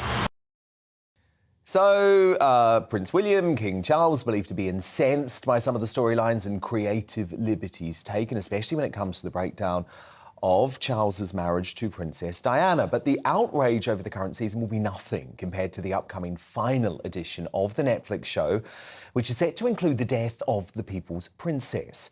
The Paris car crash that claimed the life of Diana in 1997 has already been recreated on camera. And if you're shocked by this, imagine how the late royal's loved ones will feel. Well, in the case of one of them, we'll likely never know, as Diana's second son, Prince Harry, is of course in bed with Netflix to the tune of a reported £73 million. Forced to stay silent as the Crown ghoulishly recreates the worst moment of his life, a tragedy that he stated has caused him years of trauma, the Duke and his wife Meghan must now realise the true cost of their greed. Well, to weigh in on this, an esteemed American journalist, famed for branding Meghan the Duchess of Despair and the toddler with a tiara, DailyMail.com star columnist Maureen Callahan. And Maureen, it's great to talk to you, and you wrote about this so powerfully last week, because how must Harry be feeling knowing that if this was any other media organisation in the world literally recreating his mother's car crash and that moment at the funeral in 1997 where he had to walk behind the coffin and he said it destroyed his whole life, he would be out there with statements and with placards saying that they're the most responsible media organisation in the world. They're now his employer. Oh, I mean, this is amazing. This is what Harry has called the defining trauma of his life, right? We know from the press release accompanying his forthcoming memoir that he is going to use the death of his mother as a launching off point to discuss the way in which his life unraveled to such a degree that he had no choice but to leave the royal family. Now, leaving the royal family meant peddling his wares on the open market. And I just don't think he had the foresight to realize that getting in bed with the streaming service who produces The Crown, one of the most popular shows in the world, was probably not the best idea. No, indeed. And it really does feel like, Maureen, looking at your writing and the way that it's garnered so much attention as you have turned on Harry and Meghan for this hypocrisy over the past few months, that maybe, just maybe, everyone other than the very woke set in Hollywood and New York stateside is starting to wake up to how ridiculous this couple really is. Is that a fair reflection of what's going on in America? You know, Dan, it is. I will say that in America, you know, the discomfort with Meghan and Harry and the sense that they're not quite straight shooters and that they sort of revel in this prolonged, endless victimhood, which really does not fly in America very well at all. And then, of course, there was Meghan's disastrous interview that she gave to The Cut. And, you know, that readership of The Cut is really, you know, largely self-identified woke feminist liberals. And the backlash online was instantaneous and it was vitriolic. So these two, I think, you know, they've backed themselves into quite the corner. The Hollywood crowd and the woke elite, like, they don't really have much to do with Harry and Meghan either, because as they have proved over and over, they cannot be trusted to keep a single conversation to themselves. No, indeed. Weren't invited to the Obama birthday party, famously, and off a lot of Christmas card lists. What was it, Maureen, that made you decide that Meghan was a toddler in a tiara? I mean, were you a fan of her to begin with and your opinion changed? When she initially came on the scene, I thought this was a real breath of fresh air for the royal family, and the way in which they so quickly welcomed her into the fold and fast-tracked her, it made it clear that they also saw what an asset she could be. And, you know, she very quickly just sort of squandered it. She was leveling. It was the Oprah interview, I think, that really did it for me. Her and Harry, you know, with Philip on his deathbed, lobbing all kinds of accusations, the racism one, the most devastating. And, you know, really having no sense of regard or respect for the Queen. And then when the Queen passes, you know, Meghan has this cover story in Variety, and suddenly she goes from saying, I might maybe make my way to forgiving the royals, to singing the late monarch's praises. And it all just feels fake and hypocritical and self-serving, and more people are seeing through it. Yeah, I have a feeling they're not going to forgive her in a hurry, if at all, especially when it comes to Prince William. Do you worry, Maureen, that it's going to be a case of diminishing returns for Harry and Meghan? I mean, I feel like we get almost like a spew of victimhood from this Awful Archetypes podcast every week, and it's actually attracting so much less attention. It's falling down the Spotify charts because the thing that always was so special for members of the royal family, they don't give away too much. You don't hear from them all that often. And all of a sudden, we're hearing from Harry and Meghan all the damn time. Yeah, never complain, never explain for these two is something to be utterly disregarded. And they are definitely experiencing diminishing returns. They don't really have anything to offer in the way of content other than their own personal life histories. Harry seems stuck somewhat emotionally at an age where he was deeply traumatized, and he has many grievances that he is yet to deal with.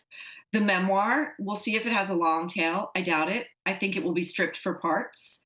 And I think that they have turned off so many people. They have lost so much goodwill so quickly. I just don't see people shelling out their own money or giving their own time to listen to Meghan drone on a misnamed podcast. It's not even archetypes. She's talking about stereotypes, but, you know. Good point, actually. Very good point. No, she is. Maureen Callahan, don't mess with her, top dailymail.com columnist. I absolutely love your work, Maureen. Great to speak to you tonight. Now, coming up, as a top Jewish director faces a backlash for casting Anthony Hopkins as a Holocaust survivor, should actors be banned from playing characters whose religions differ from their own? Or is this just more woke madness? I have to tell you, it's been another exhausting week in the world of woke, and so thank God, man of the people, former Corrie actor Charlie Lawson is going to be here to tackle it all. But next in the Media Buzz, as the Bank of England warns the UK will fall into its longest ever recession amid the biggest interest rate rise in 33 years. Do Sunak and Hunt have any chance of saving us from a looming housing crisis and economic catastrophe? Superstar panel return to debate that straight after the break.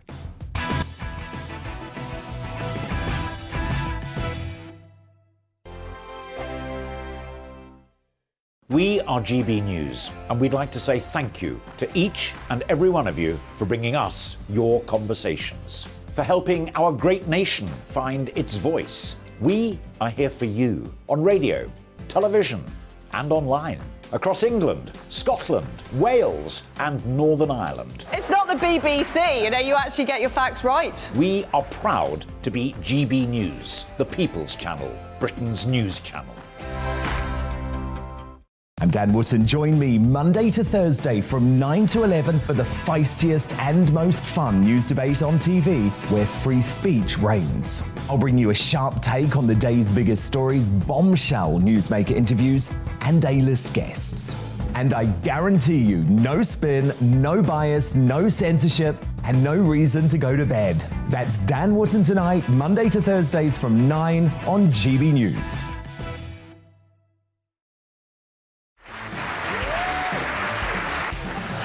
My name is Andrew Doyle. Join me every Sunday evening at 7 p.m. for Free Speech Nation. This is a show where we address current affairs and news stories of the week with the help of two wonderful comedian panellists. I brought in comics because I want to give it a lighter edge, and also they work for less. See you there.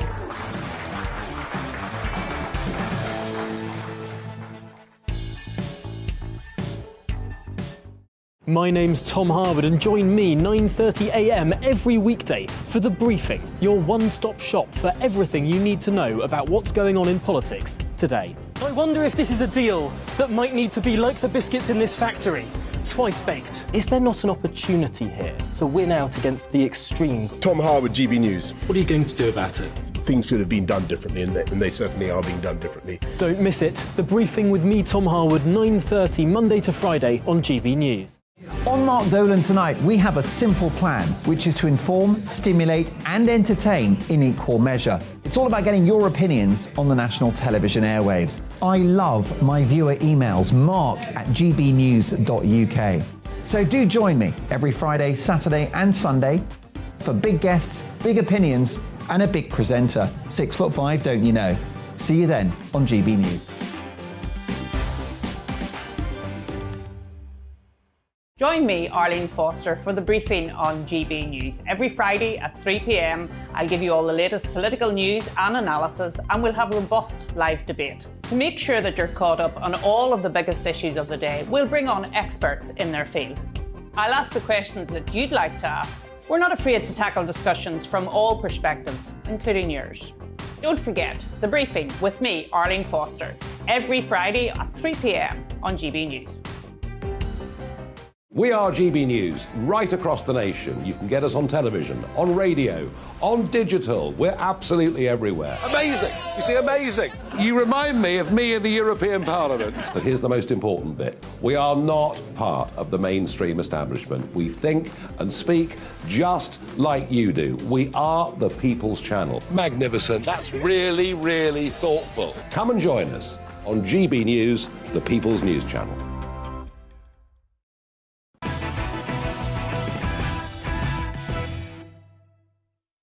Let's return to tomorrow's news site now in our media buzz. Lots of front pages and hot off the press. Let's get straight to them. The Eye warns of a toxic shock as the Bank of England warns that Britain faces its longest ever recession. More on that in a moment. The Times also leads today on the interest rates rise as the paper reports that Britain is heading for its longest recession since the 20 sets sail. But no three lions on the ship, reports The Sun, as a luxury cruise liner is revealed to be the Qatar base for wives and girlfriends of the England football team. None of the blokes, though, allowed on board.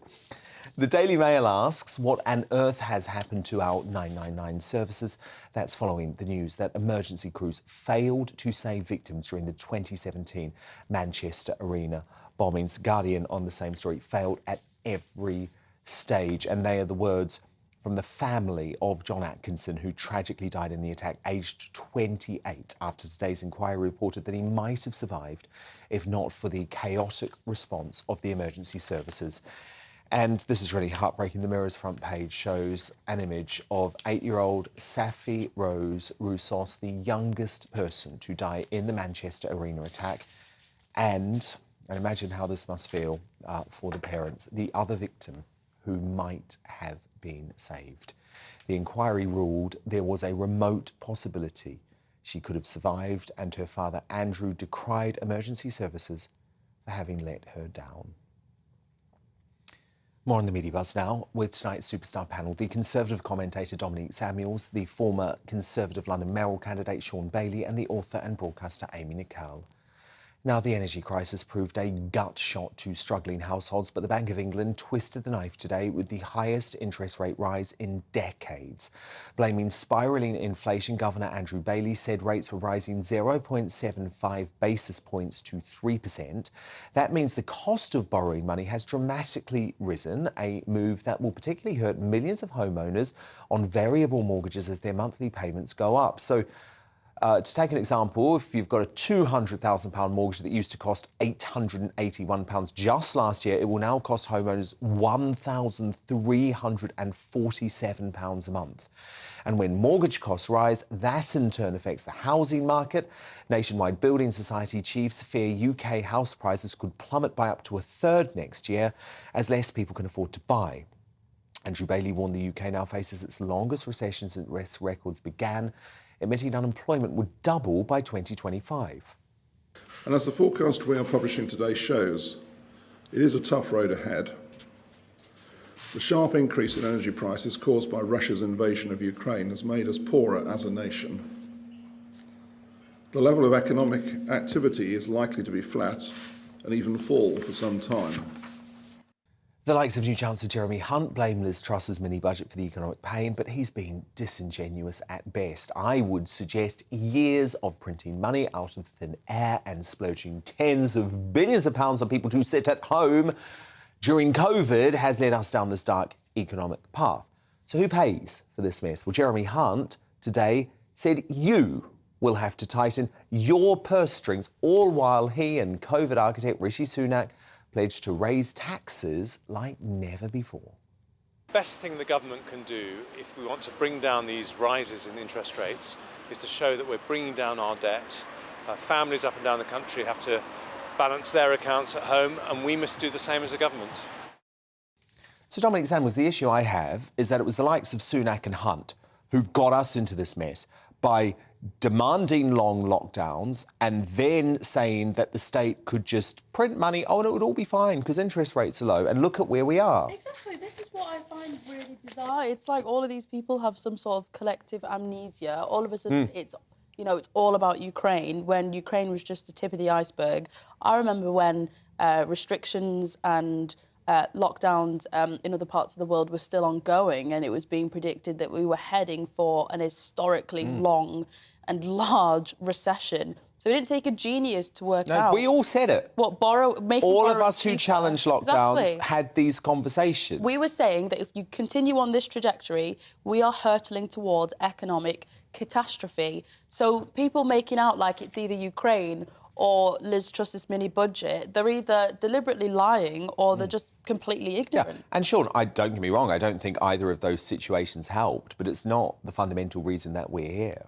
Look, the Ukraine thing is important in the immediate inflation rise because so much of our electricity is generated by gas is driving that price. But there's no doubt that lockdown and the amount of money we spend is the main driver. And, of course, quantitative easing in the huge quantities we did, it has led to where we are. But really, there's only two things to consider. The government has to rein in spending or increase taxes or both.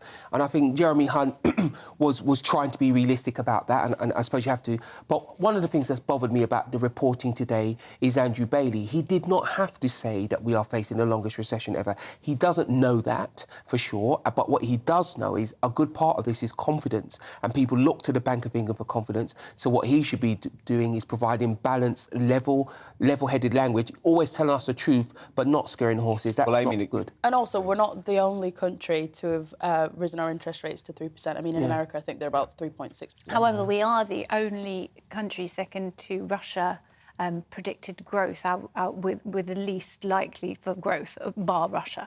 So I think that suggests that there's an ingredient that you've forgotten: the big Brexit. Here we go again. June Slater predicted this. Gosh, June Slater predicted this. OK, what? So we'll enter the single market and all will be OK? I think it might Dream help. on. Actually, You can't just ignore it. You've got the collective amnesia that you speak of that I've got for COVID, but Brexit, everything plays a role. That's not true. What Brexit will do, it'll be allow us to react in our own way. The problem they have in the Eurozone is wildly different currency and wildly different interest rates and wildly different economies, which means they won't be able to balance it. They're in a worse condition than we are, and we'll retain that thing. They're not in a and worse also, than we are. We saw that with the Eurozone crisis and how they're all collectively basically shafted. And Amy, of the euro. I mean, as June Slater pointed out earlier, we had 3 months of Brexit freedoms before we were plunged into unprecedented lockdowns, which changed the shape of the economy for a generation. And folk like me always warned that it was going to completely morph, that whatever positive was going to come from Brexit had all of a sudden been overrun. I think it's a very unfortunate, total, perfect storm. And you can't deny Brexit, you can't deny the impact of COVID. It's all culminated to the situation we are now, plus 12 years of Tory government. The fact is we made a democratic decision to Brexit. The guilt-tripping and continuing... The long-term thing as well, we need to take charge of our own energy supply.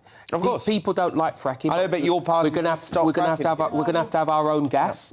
And maybe Richie could just give us $1 million each or something. Somebody build some nuclear power stations, please. God.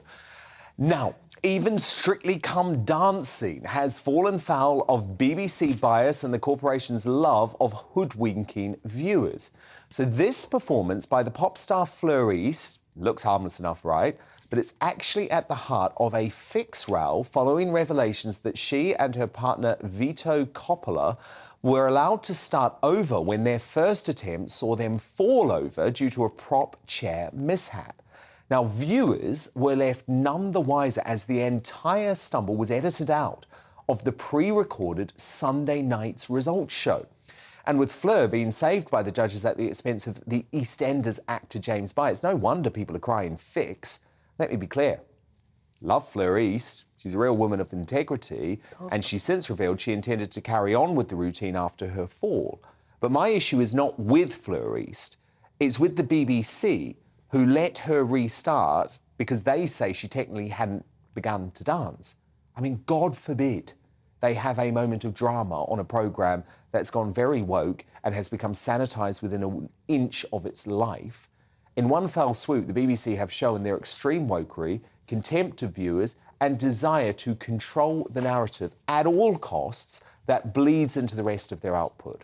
They wouldn't know fairness if it tangoed in their face. Does that make sense? Yeah. I suppose. I'm very wound up about this because the fact is, right, they shouldn't even pre-record the Sunday night's results show. It should go out live.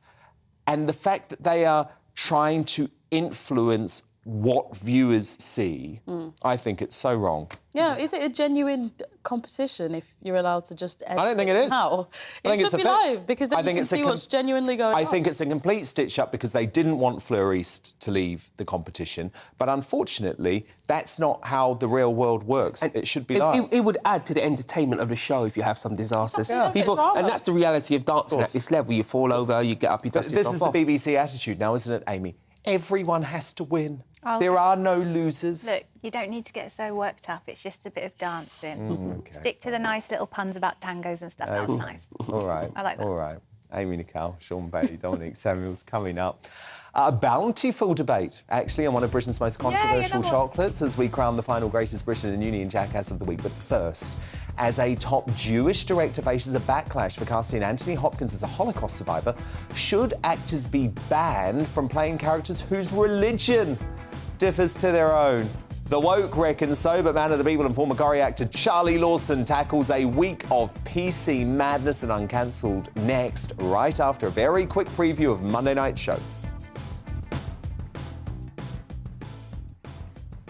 Coming up on Dan Wootton tonight, should the UK take inspiration from Australia's no-nonsense tactics that ended their migrant crisis practically overnight? Former Australian Foreign Minister Alexander Downer unveils his battle plan for Suella Braverman live.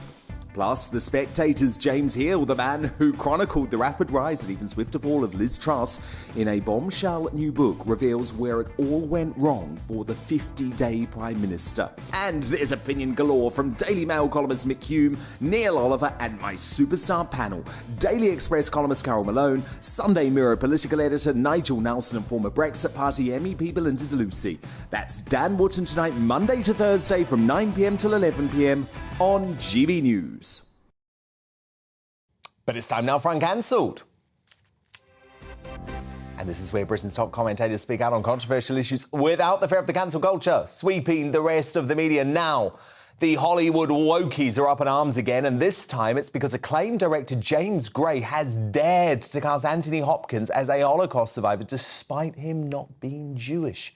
When grilled by the lefty US paper, the New York Times, of his use of a non-Jew in the movie Armageddon Time, which is actually a semi-autobiographical work based on Gray's own Jewish-American upbringing in New York City, he didn't hold back, saying, "I take huge offence to that as well, because that means what people want is," and he put on a Yiddish accent, which I won't do, "Hello, I am the Jewish grandfather, but that's not what my grandfather was like. I'm Jewish. I reserve the right to cast someone like Anthony Hopkins."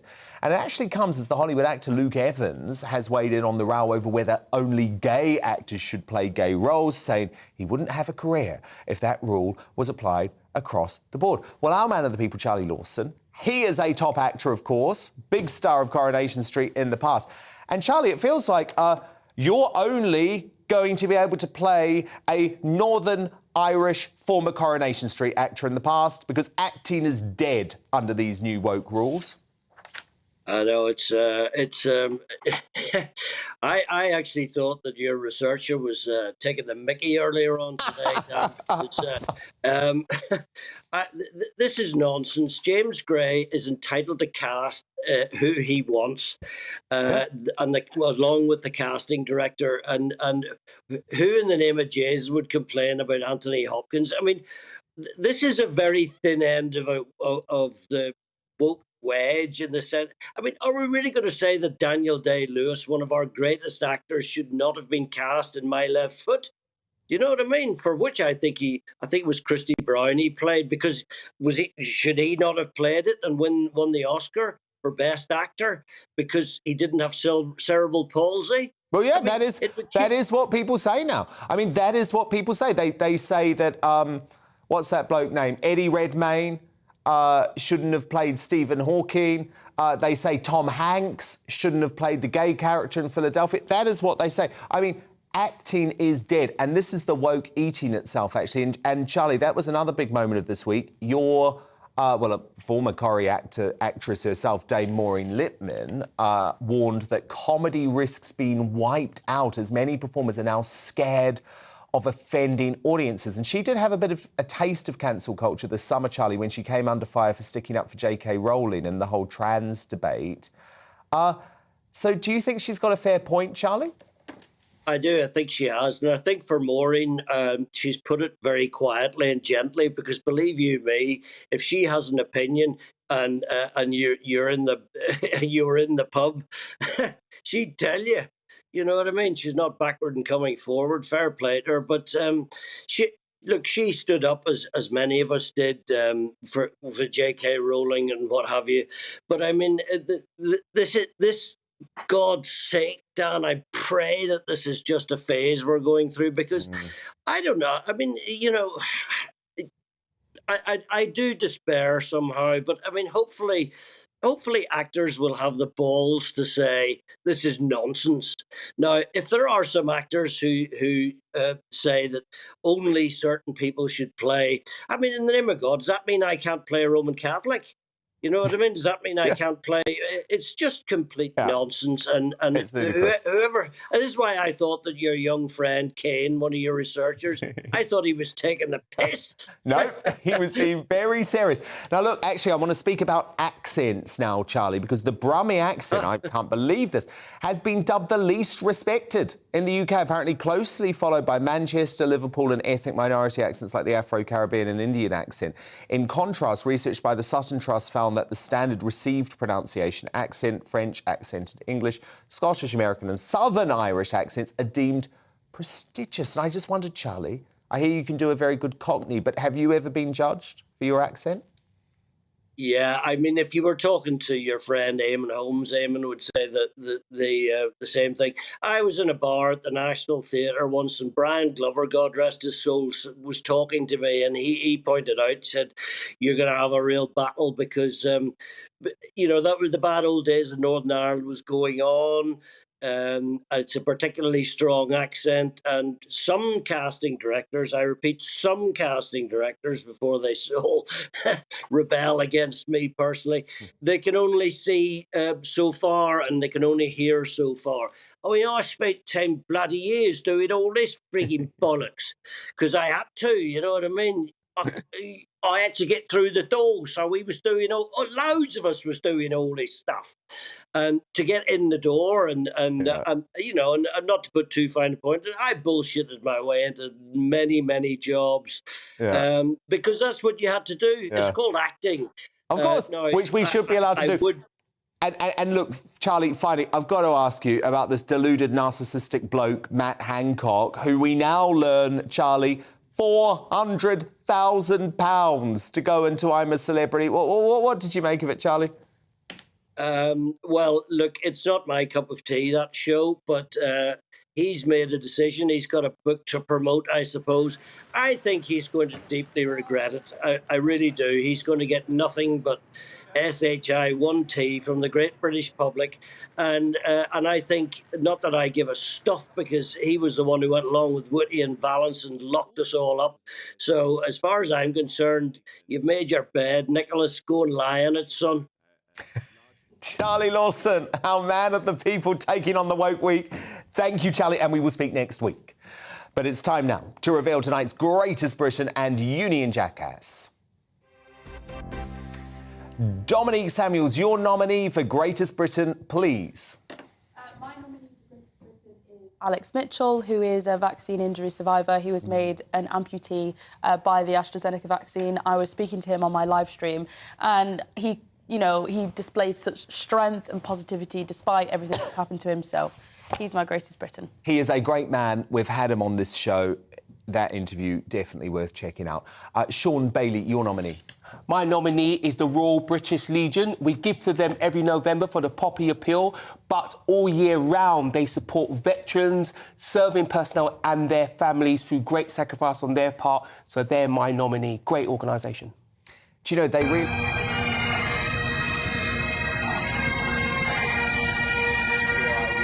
walking outside of my office, and look, I bumped into the Royal British Legion, and this is what they were doing, and it just made me feel so proud of our country. It was such a special moment, actually, and I bought this beautiful little poppy, so I bought another one because they're just such great people. Yeah. Amy Nicole, your nominee.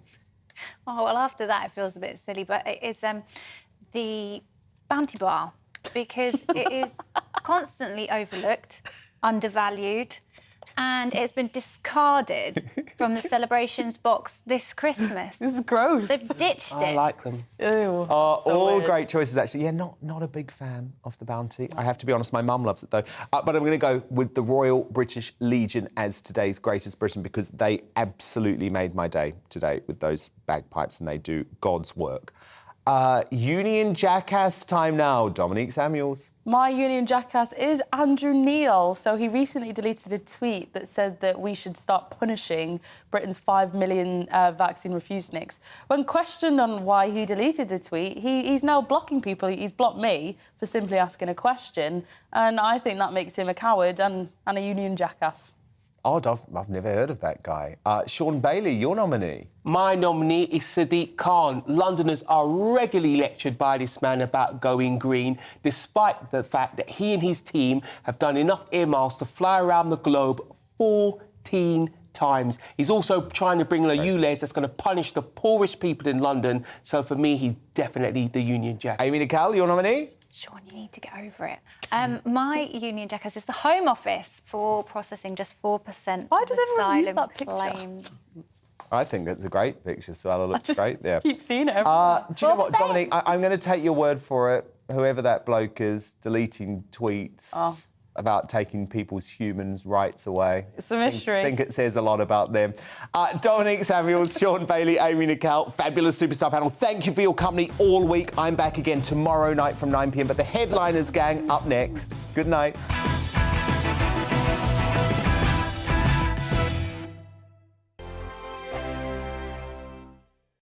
We are GB News. And we'd like to say thank you to each and every one of you for helping our great nation find its voice. We're absolutely everywhere. Across England, Scotland, Wales, and Northern Ireland. on TV, On radio and online. We're proud to be The People's Channel. Britain's news channel.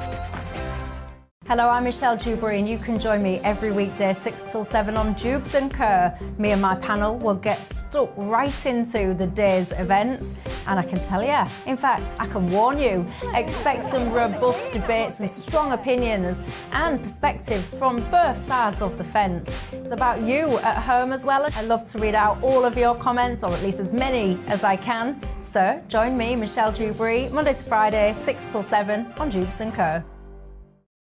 Join my show Farage, 7 p.m. till 8 p.m. Monday through Thursday, and there you will get opinion, analysis, debate, and I'll cover stories that nobody else dares to touch.